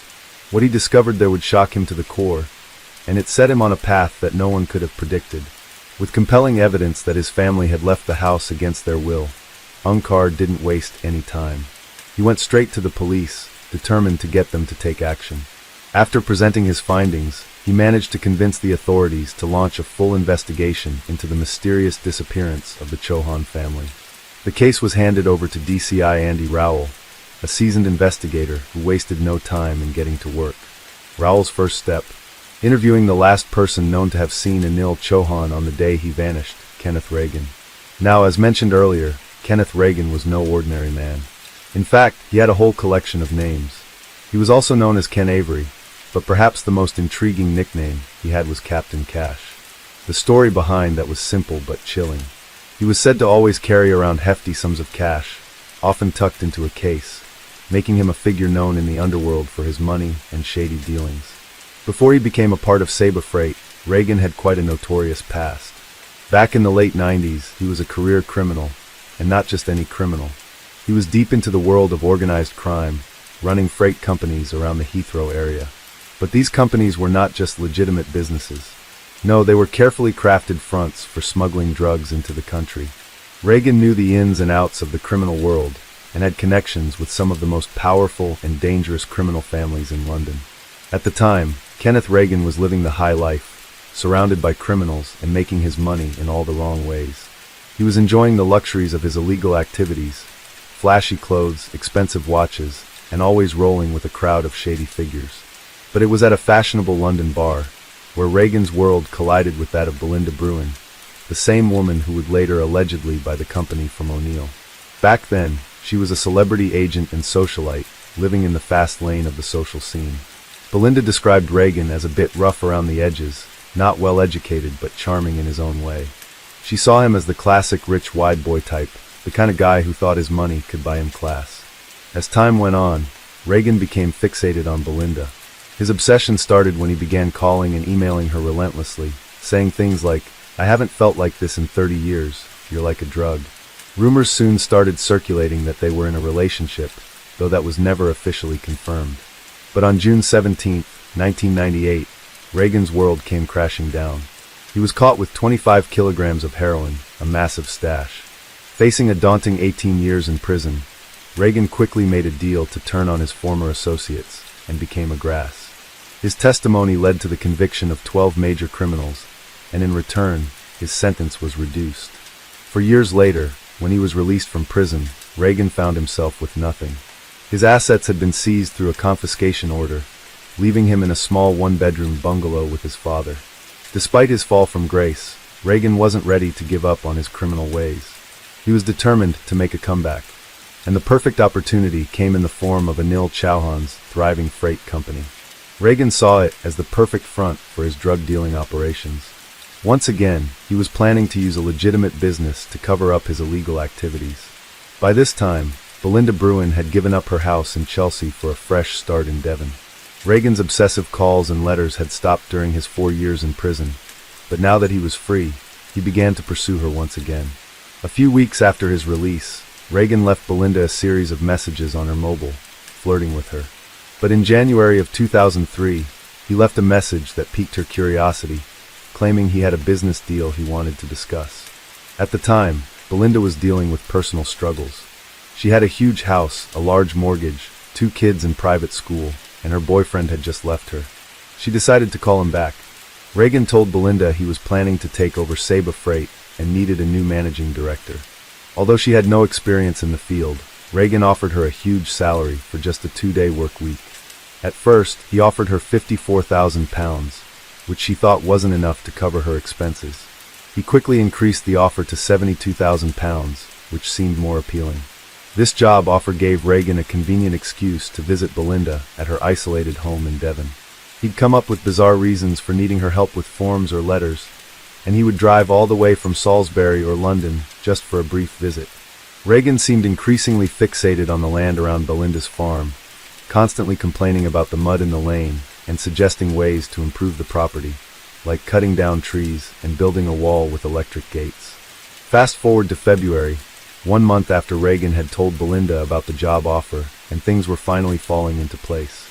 Belinda was given a desk and a computer, and she began reviewing the company's books as Reagan had instructed.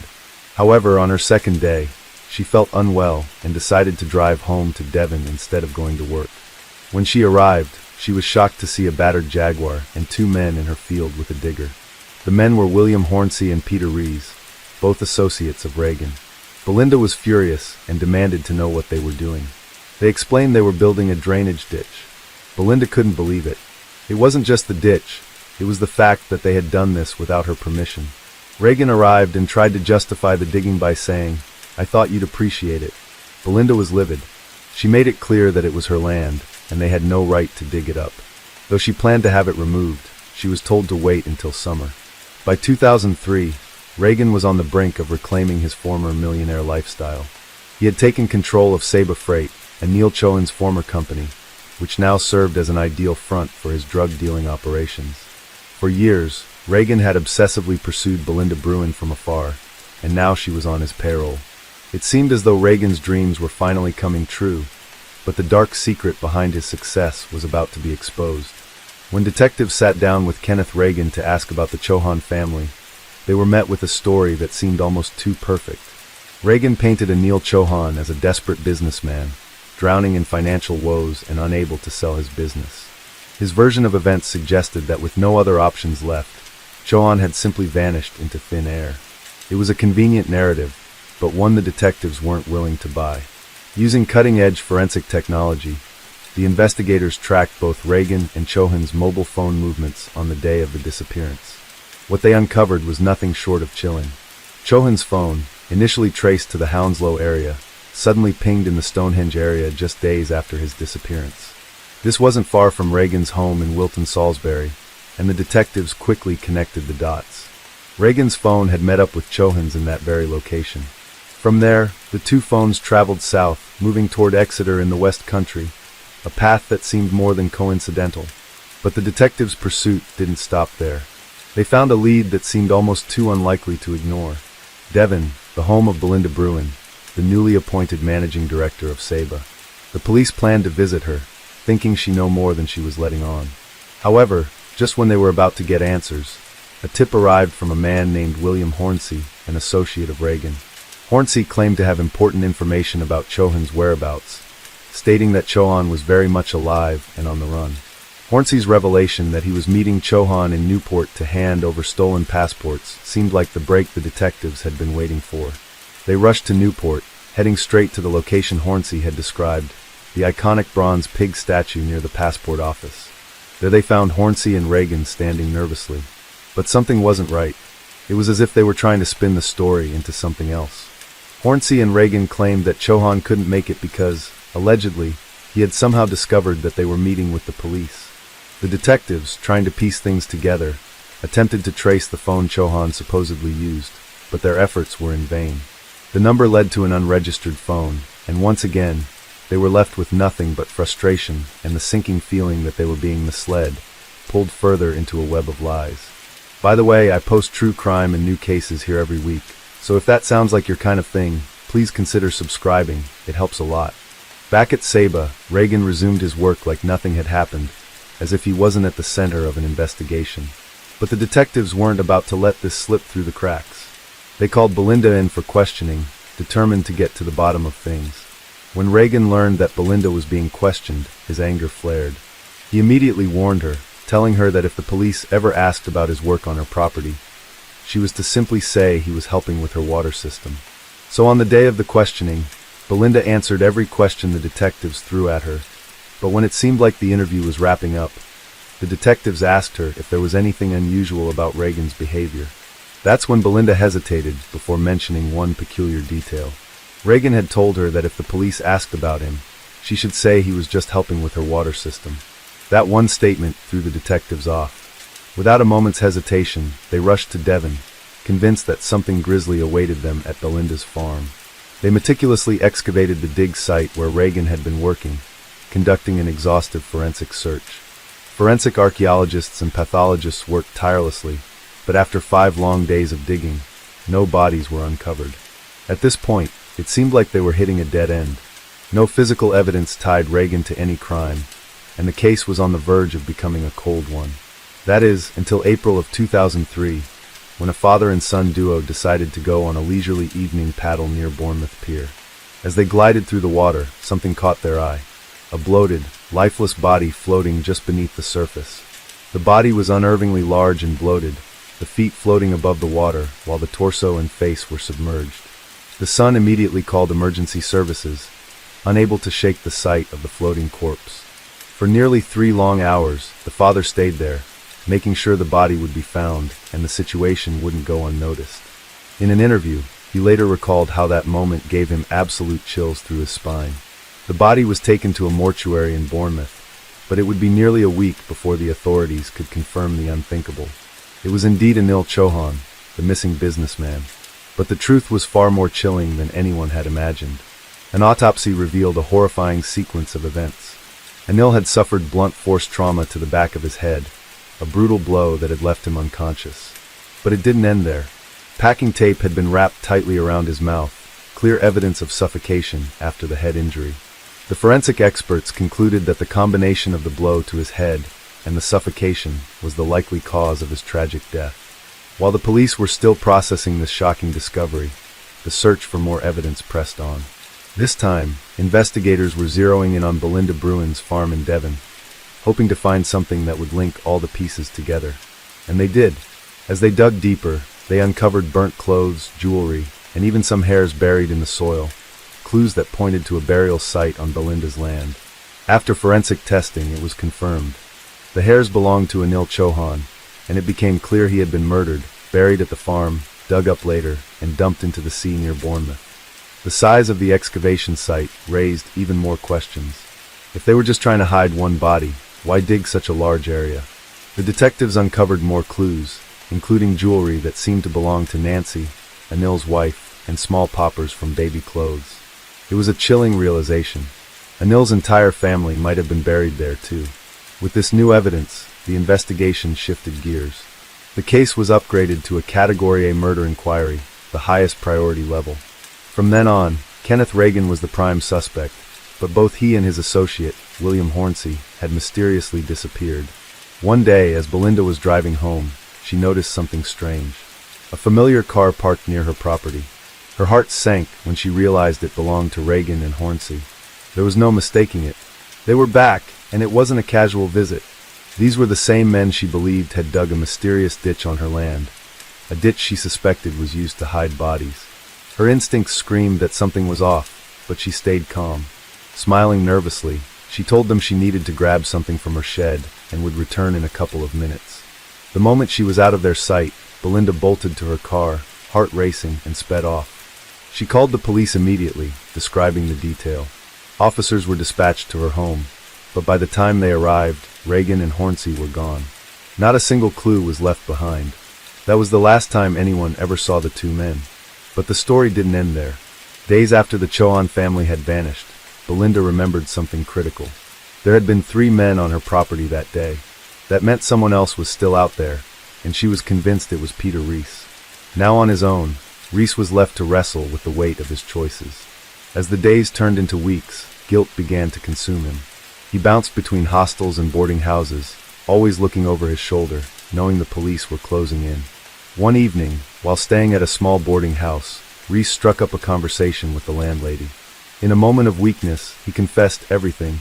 "Have you seen me on TV?" he asked her. When she said no, he unloaded the horrifying truth. He admitted that he was involved in covering up the disappearance and murder of an entire family. Reese insisted he hadn't killed anyone, but he admitted to helping hide the bodies. He even painted a chilling picture of Reagan, calling him a psycho who had personally shot 2 babies. The landlady, shocked and terrified, knew she had to act. As soon as she had the chance, she alerted the authorities. Within 12 days, the police caught up to Reese. He was still on the run, moving from place to place like a shadow. But even after his earlier confession, Reese refused to cooperate. He wouldn't share any details about the murders or reveal where the victims were buried, leaving the authorities with more questions than answers. While the police were interrogating Reese, they received shocking news. A fisherman had discovered a decomposed body floating in the water. The body was so deteriorated that the police hesitated to show it to Unkar, fearing it would be too traumatizing. But Unkar insisted it was his baby sister, Nancy. He couldn't imagine not seeing her one last time, even though this was the first time he'd see her in 9 years. And it was after her death, 2 months after the disappearance, the police finally found Kenneth Reagan hiding in Belgium. They brought him back to England to face justice. Surprisingly, 6 weeks after Reagan's arrest, William Hornsey voluntarily turned himself into the authorities. With Peter Reese already in custody, all 3 suspects were now under police watch. However, none of them cooperated. They stayed silent, refusing to answer questions or share details that could tie them to the crime. Even with all 3 men in custody, the police were still missing something crucial. Nancy's mother and her 2 babies hadn't been found. Without strong evidence, the police couldn't make a solid case for conviction. They needed more clues to ensure justice. That's when they decided to dig into the suspects' phone records, especially on the day Amarjeet met Reagan at Stonehenge. What they found painted a grim picture. The records showed all 3 men traveling south to Salisbury, stopping at an apartment located at 3 Forge Close, the address of Kenneth Reagan's home. The detective who led the investigation pieced together an alarming timeline. During the time Anil Chauhan was missing, at least one of the 3 men was always at Reagan's apartment. This led detectives to believe Anil was being held captive there, guarded round the clock to ensure he couldn't escape. It was during this time that the 2 men carried out their cruel plan, abducting the entire family from their home. The police believed that Anil was killed at Reagan's apartment, while Nancy, her mother Chiranjit, and the 2 babies met their tragic end in Hounslow. Despite this horrifying theory, the evidence the police had was purely circumstantial. They had no solid proof linking the suspects directly to the murders, and without it, their case remained shaky. When detectives searched Kenneth Reagan's apartment, they found no signs of a struggle or violence. The place had been meticulously cleaned and redecorated. Reagan had installed new carpets, replaced the couch covers, and made it seem as if nothing sinister had ever happened there. He had wiped away nearly all traces of what could have been crucial evidence. At this point, while the investigation strongly pointed to Reagan and his associates, the jury needed more than just theories and suspicions to convict them. The entire nation was watching the case unfold, gripped by the horror of what had happened to this innocent family. People across the country demanded justice for Anil, Nancy, their 2 young children, and Nancy's mother. Yet, with each passing day, hope seemed to dim as investigators struggled to find that one solid piece of evidence. Just when it seemed like the case might fall apart, a breakthrough came, one that no one could have anticipated. This pivotal moment came from Anil Chauhan himself, even in death. When his body was discovered, every item of clothing he was wearing was carefully preserved by forensic investigators. His shirt, pants, and shoes were thoroughly examined, but nothing was found at first. Months passed, and it seemed like the evidence they needed simply wasn't there. Then, 8 months after Anil's body was recovered, investigators took another look at his socks. And that's when they made a startling discovery. Tightly folded and hidden inside his sock was a single piece of paper. It was a letter dated February 12, 2003, the exact day Anil had disappeared. The letter was addressed to Kenneth Reagan at 3 Forge Close, Reagan's home address. Investigators believed that while Anil was being held captive, he realized he wouldn't survive. In his final desperate moments, he thought of a way to leave behind a clue that would point to his killer. He folded the letter over and over again until it was small enough to hide in his sock, hoping it would remain undiscovered by his captors. The letter survived Anil's burial, the time his body spent in the water, and the months it took for investigators to find it. It was a testament to Anil's incredible courage and determination to seek justice for himself and his family, even when he knew he wouldn't live to see it. With the letter in hand, the case against Reagan, Reese, and Hornsey was solid. No jury could deny their involvement in the horrific murders. The trial began in 2005, 2 years after the crimes. It was one of the longest and most chilling criminal trials in the history of England's Central Criminal Court. The proceedings revealed the depth of Reagan's greed and cruelty, and the lengths he was willing to go to cover his tracks. Peter Reese, who had played a supporting role in the crimes, was sentenced to 23 years in prison. Kenneth Reagan and William Hornsey, the masterminds of the plan, each received 5 consecutive life sentences, ensuring they would never walk free again. Kenneth Reagan and William Hornsey, the masterminds of the plan, each received 5 consecutive life sentences, ensuring they would never walk free again. As the investigation continued, more heartbreaking discoveries were made. The body of Nancy's mother, Chiranjit Kaur, was found off the coast of the Isle of Wight. Like Anil and Nancy, she had been drowned. However, the bodies of the 2 youngest victims, 1-year-old Devinder and 8-week-old Ravinder, were never recovered. Though justice was served in the courtroom, the emotional scars left behind were immeasurable. Onkar, Nancy's brother, carried the weight of grief and unanswered questions. In an interview, Onkar couldn't hold back his tears as he wondered what his family had endured in their final moments, and whether they had held on to hope for rescue.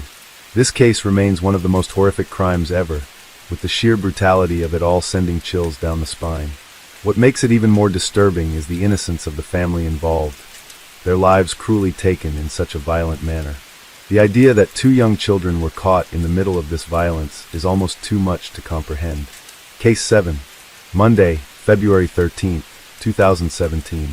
Abigail Williams, 13, and Liberty German, 14, known as Libby, were the type of best friends who did everything together. That Sunday night, they were at Libby's house, excited about a rare Monday off from school. Abby had brought along a box of arts and crafts supplies, and the two spent the evening working on projects in Libby's room and tossing a softball around in the backyard. By Monday afternoon, their creative energy turned into a craving for adventure. The girls came up with a plan to visit a local nature reserve near the Monon High Bridge, a well-known hangout spot in Delphi. They convinced Libby's older sister, Kelsey, to drive them there, and by 1:30 in the afternoon, they were dropped off near the bridge. Now, the area was a mix of rugged beauty and quiet charm, with wooded trails that led to the towering Monon High Bridge.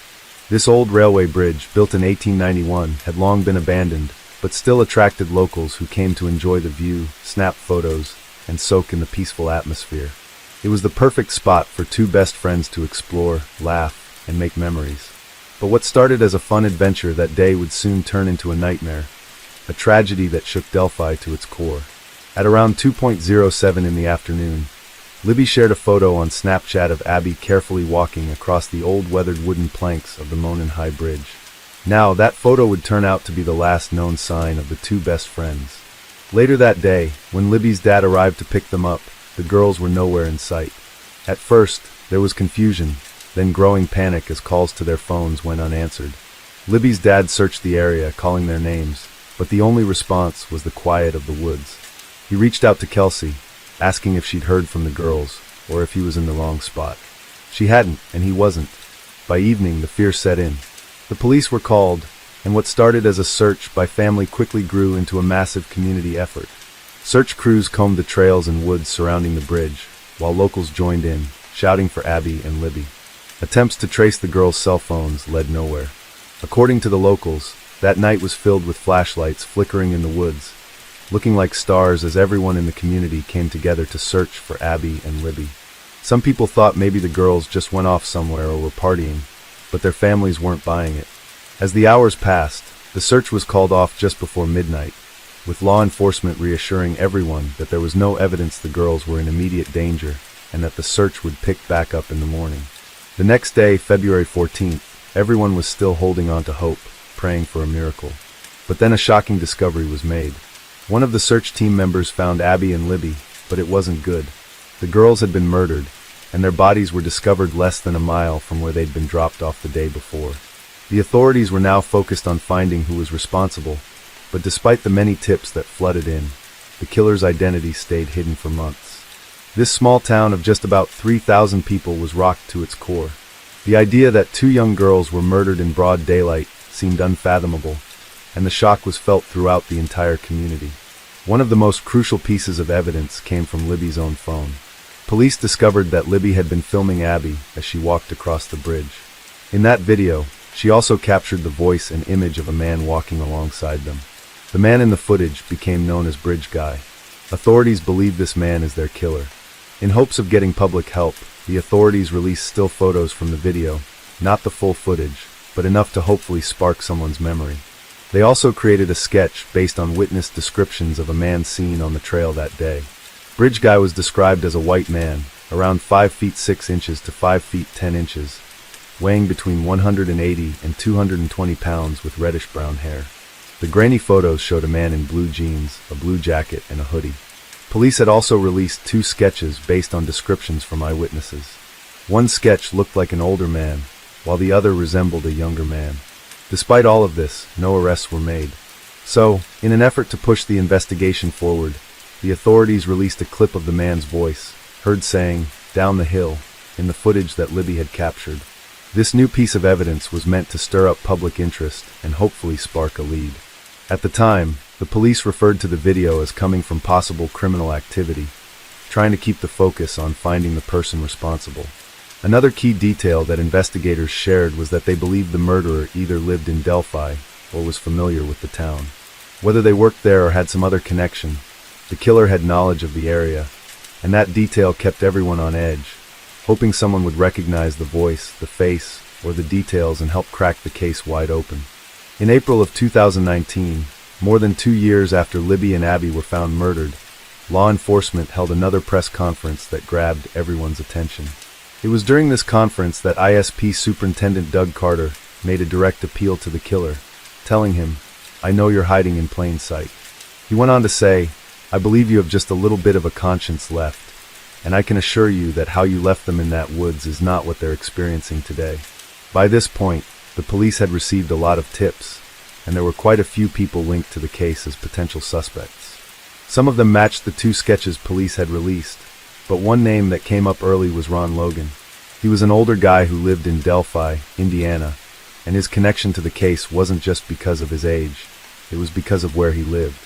The bodies of Libby and Abby were found less than a mile from Logan's property, just a short walk from the Monon High Bridge, the spot where the girls were last seen. In a small town like Delphi, that kind of proximity made Logan a prime person of interest right off the bat. Logan had lived on a quiet country road near the trail that led to the Monon High Bridge for over 50 years. It was a peaceful area where families often walked, so it seemed like the last place something horrible like this could happen. But once the girls' bodies were discovered, that peaceful spot felt much darker and more sinister.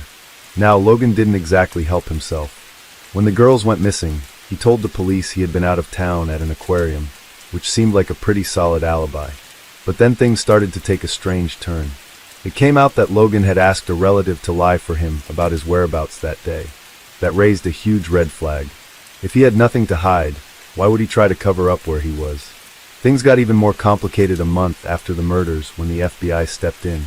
In March 2017, the FBI got the green light to search Ronald Logan's property, including his house, garage, pickup truck, computers, and cell phones.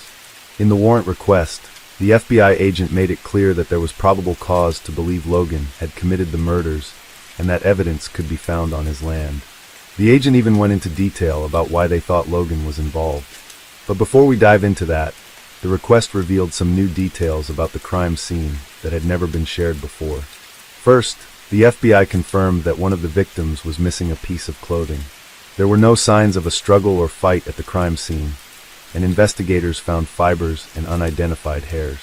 It also appeared that the bodies had been moved and staged. The agent even referenced the infamous video on Libby's phone, confirming that it was 43 seconds long, though up until then, only a few seconds had been released to the public. The footage showed the suspect following the girls on the Monon High Bridge Trail, and there were no visible signs of a fight. The search warrant for Logan's property, which was located right next to where the girls' bodies were found, revealed more suspicious details. The FBI agent said Logan had asked a relative to create a fake alibi for the afternoon the girls went missing. On top of that, cell tower data showed Logan's phone was in the area where the girls disappeared, and later that night, it was near where the bodies were eventually discovered. Logan's ex-girlfriends also spoke out, revealing disturbing details about his behavior. Both reported that he had been physically abusive, with one woman stating that Logan had threatened her, saying he could kill her and no one would ever find her body. The agent also mentioned that the victims lost a lot of blood, and it was almost certain that the killer would have gotten blood on their person or clothing. Additionally, 2 pieces of clothing from one of the girls were missing, and it seemed like the bodies had been intentionally moved and staged. The agent speculated that the killer might have taken a souvenir or done something to memorialize the crime scene. As investigators scoured Logan's property, they were hoping to find something that could link him to the murders. Logan, however, continued to insist that he had been in Lafayette, 20 miles away, buying tropical fish, and he didn't return home until 6:30 in the evening. But when police looked into his alibi, they found that his cousin, who was supposedly with him, didn't back up his story. In fact, they couldn't confirm any of Logan's alibi details. Despite the investigation, including extensive searches of his property, nothing concrete was found to directly tie Logan to the murders. He did have a history of legal troubles, including a previous DUI conviction, and as part of his probation, he wasn't allowed to drive. Investigators believed that was why he had asked his relative to lie for him. In a twist, Logan was later arrested for violating his probation, though it was unrelated to the Delphi murders. This gave investigators the chance to search his property again while he was in custody, but once again, no direct evidence was found that linked him to the crime. Suspicions surrounding Logan officially died down when he passed away in 2020 due to COVID-19. But just when it seemed like things had gone cold, another person of interest came to light. This time, it's a man named Keegan Anthony Klein. By the way, I post true crime and new cases here every week, so if that sounds like your kind of thing, please consider subscribing. It helps a lot. At the time, Klein was 30 years old and had a disturbing history of internet catfishing. One of the accounts he used was under the username Anthony Shots. Police believe that the Anthony Shots Instagram profile was used to solicit explicit pictures from young girls. But the story gets darker. Klein was actually chatting with Libby German on the day of the murders. Not only that, but he allegedly told another girl that he was supposed to meet Libby that day. It was hard to ignore the eerie coincidence. The last person to speak to Libby was an online predator. Was it just a twist of fate? Or did Klein somehow know the killer? Could he have been involved in the crime in some way? Police didn't waste time and searched his home in Peru, Indiana. Now Klein was never formally charged with the murders, but what they found in his home was enough to lead to serious charges. During the search, investigators uncovered explicit images of children, which led to his arrest on charges of child exploitation and possession of child pornography. Indiana State Police Officer Christopher Cecil testified that Klein used fake personas to convince girls, ranging from 12 to 18 years old, to send him explicit photos or videos. Investigators identified 11 victims, but they suspected there were even more who had not yet come forward. In a 2022 jailhouse interview, Klein admitted to trying to solicit explicit images from underage girls. However, he claimed that he never intended to meet any of them in real life, saying he was simply lonely and didn't really know why he did it. I don't look at teenage girls or kids. I don't think sexually about them at all. What do you think happened in terms of then, some of the things you're accused of doing? Like I told in the PSI, it just kind of spiraled out. I mean, I didn't have a girlfriend. I was a lonely guy and I started talking to girls online, and it just kind of spiraled into something, and I don't know. It's crazy. Klein pled guilty to the charges and was sentenced to 40 years in prison, with an additional 3 years suspended. His sentence was a reminder of the severity of his crimes, but it still didn't bring closure to the case of Abby and Libby. This was in 2022, 5 years after the horrific murders, and many feared that justice might never come. For years, it seemed like the case had gone cold. Investigators had little progress, and the community was growing increasingly frustrated. Then, on October 26th, that same year, everything changed when 50-year-old Richard Allen was arrested and charged with the murders of Abby and Libby. The news hit like a bombshell. Richard Allen wasn't some stranger or distant figure. He was a familiar face in the small town of Delphi. A family man, married with a daughter, and working at the local CVS pharmacy. Shockingly, he had even printed memorial photos for the victims' families. How could someone so deeply embedded in the community be capable of such an awful crime? It seemed unimaginable. But perhaps, just maybe, Indiana State Police Superintendent Doug Carter's words from 3 years earlier had been eerily accurate. The killer is hiding in plain sight. The case, which had seemed nearly impossible to solve, was now taking a startling turn. No one had anticipated how challenging this case would be to crack. Nearly 6 years of relentless searching, over 70,000 tips, countless sketches of potential suspects, and even the famous grainy video from Libby's phone all failed to lead them to the killer. As investigators finally closed in on Allen, it raised the question, how had they missed him for so long? Why did it take so long for this piece of the puzzle to fall into place? As it turns out, Richard Allen, who had been a local man in Delphi for years, had put himself on the trail the day of the murders, wearing the exact same clothing as the bridge guy described by witnesses. Even more chilling were the accounts from several witnesses who claimed to have seen someone resembling Richard on the trail that day. One witness even reported seeing a man walking down the road covered in muddy and bloody clothes. Then, investigators discovered an unused bullet at the crime scene that matched a gun owned by Richard Allen. This was a major piece of evidence that tied him directly to the crime. The arrest was swift, but Richard's defense team immediately released a statement, trying to set the record straight about their client and the ongoing investigation. The defense made several key points in their statement, and I'll quote them directly here. Richard is a 50-year-old man who has never been arrested nor accused of any crime in his entire life. He is innocent and completely confused as to why he has been charged with these crimes. The police did not contact Rick after Libby German and Abby Williams went missing. Rather, Rick contacted the police and voluntarily discussed being on the trail that day. Like many people in Delphi, Rick wanted to help in any way he could. He contacted the police to let them know that he had walked on the trail that day, as he often did. Without Rick coming forward, the police probably would not have even had any way of knowing that he was on the trail that day. Rick volunteered to meet with a conservation officer outside of the local grocery store to offer details of his trip to the trail. Rick tried to assist with the investigation and told the police that he did recall seeing 3 younger girls on the trail that day. His contact with the girls was brief and of little significance. Rick does not recall if his interaction with the conservation officer was tape recorded, but he believes the officer scribbled notes on a notepad as Rick spoke to him. The statement continued, stating that after Rick provided this information, he went back to his job at the local CVS and didn't hear from the police for more than 5 years. The next time he heard from law enforcement was in October 2022, right around the time of a contested sheriff's election.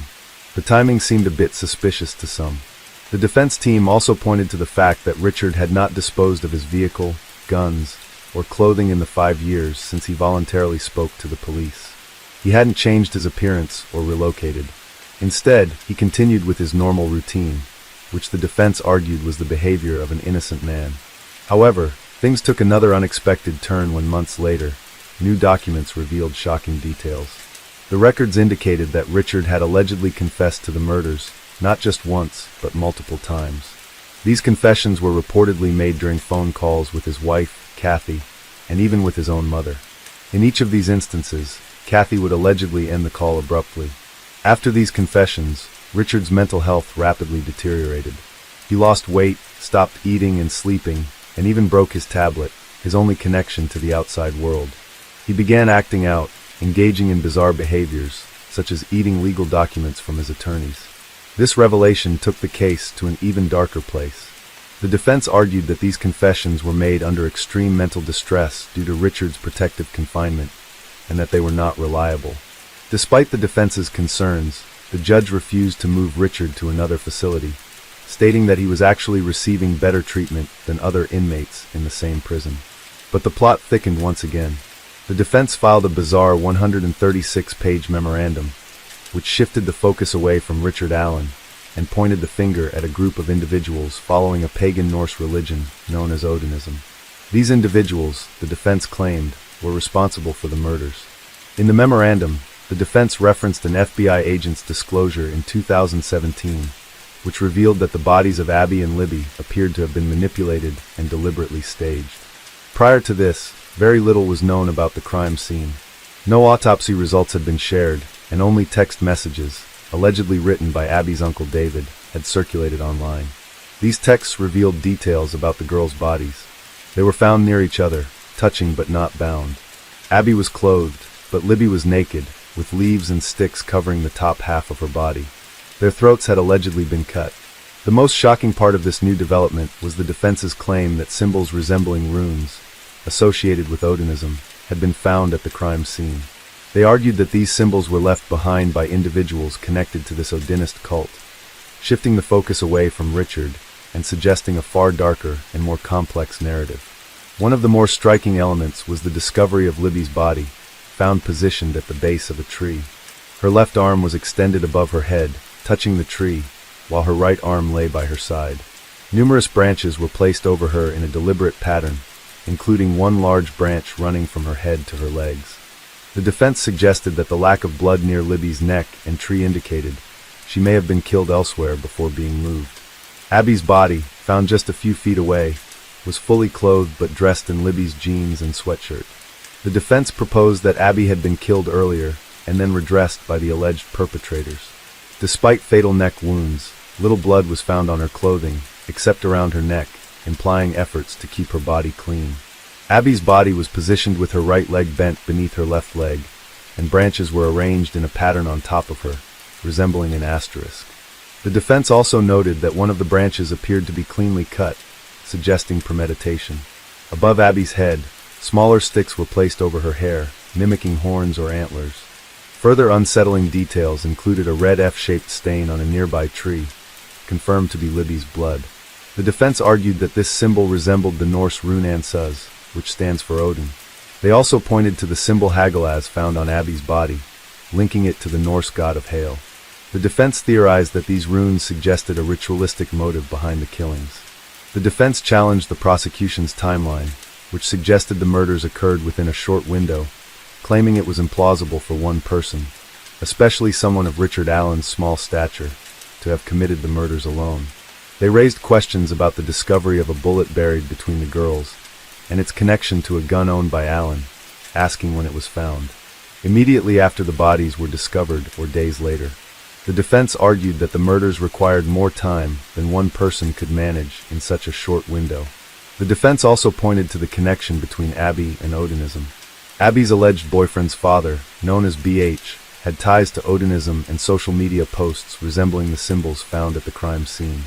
The defense claimed that BH had made references to the crime scene before details were publicly released. The theory also included the disturbing meme posted by BH days after the murders, joking about helping dispose of bodies and remaining silent. Another potential suspect was mentioned by the defense, who claimed he admitted to being involved in the murders. The defense also alleged that several law enforcement officers involved in the investigation privately believed in the Odinism theory, but were suppressed to focus on Allen. In terms of Allen's mental health, the defense argued that his deteriorating condition in prison may have led to coerced confessions. They claimed that threats from Odinist members working as guards had pressured him into confessing. Additionally, they accused the lead investigator of withholding crucial evidence to gain a search warrant for Allen's home. Another significant issue raised was the destruction of evidence. The defense claimed that 70 days' worth of interviews with witnesses had been destroyed, which could have been crucial in the early stages of the investigation. This led to further frustrations from the defense as they sought to challenge the prosecution's case. During a 3-day hearing in 2024, the defense's Odinism theory was debated, with the prosecution presenting evidence to refute it. The prosecution called in a blood spatter expert who testified that the blood on the tree was a transfer stain, not painted, though the expert couldn't determine who transferred the blood. The defense also argued that Allen's confessions, over 60 in total, were coerced and should not be admissible in court. They argued that Allen's mental health had worsened due to his severe treatment in a maximum security facility, leading to stress-induced psychosis. Several witnesses testified to Allen's deteriorating condition, including his bizarre behavior and his eventual confession to the murders. A DNA expert also testified that there was no trace of Allen's DNA at the crime scene, and there was also no sign of Libby or Abby's DNA on any of the items found at his home. So, while his confession seemed to be a big step toward closing the case, physical evidence wasn't quite backing up his involvement. The only key piece of evidence prosecutors focused on was the .40 caliber bullet found near the girls' bodies. An expert for the prosecution claimed it matched Allen's gun, but the defense wasn't buying it, pointing out that there weren't enough images taken of the cartridge, and even suggested that the bullet could have come from a law enforcement officer's weapon. That raised a lot of eyebrows about the reliability of this piece of evidence.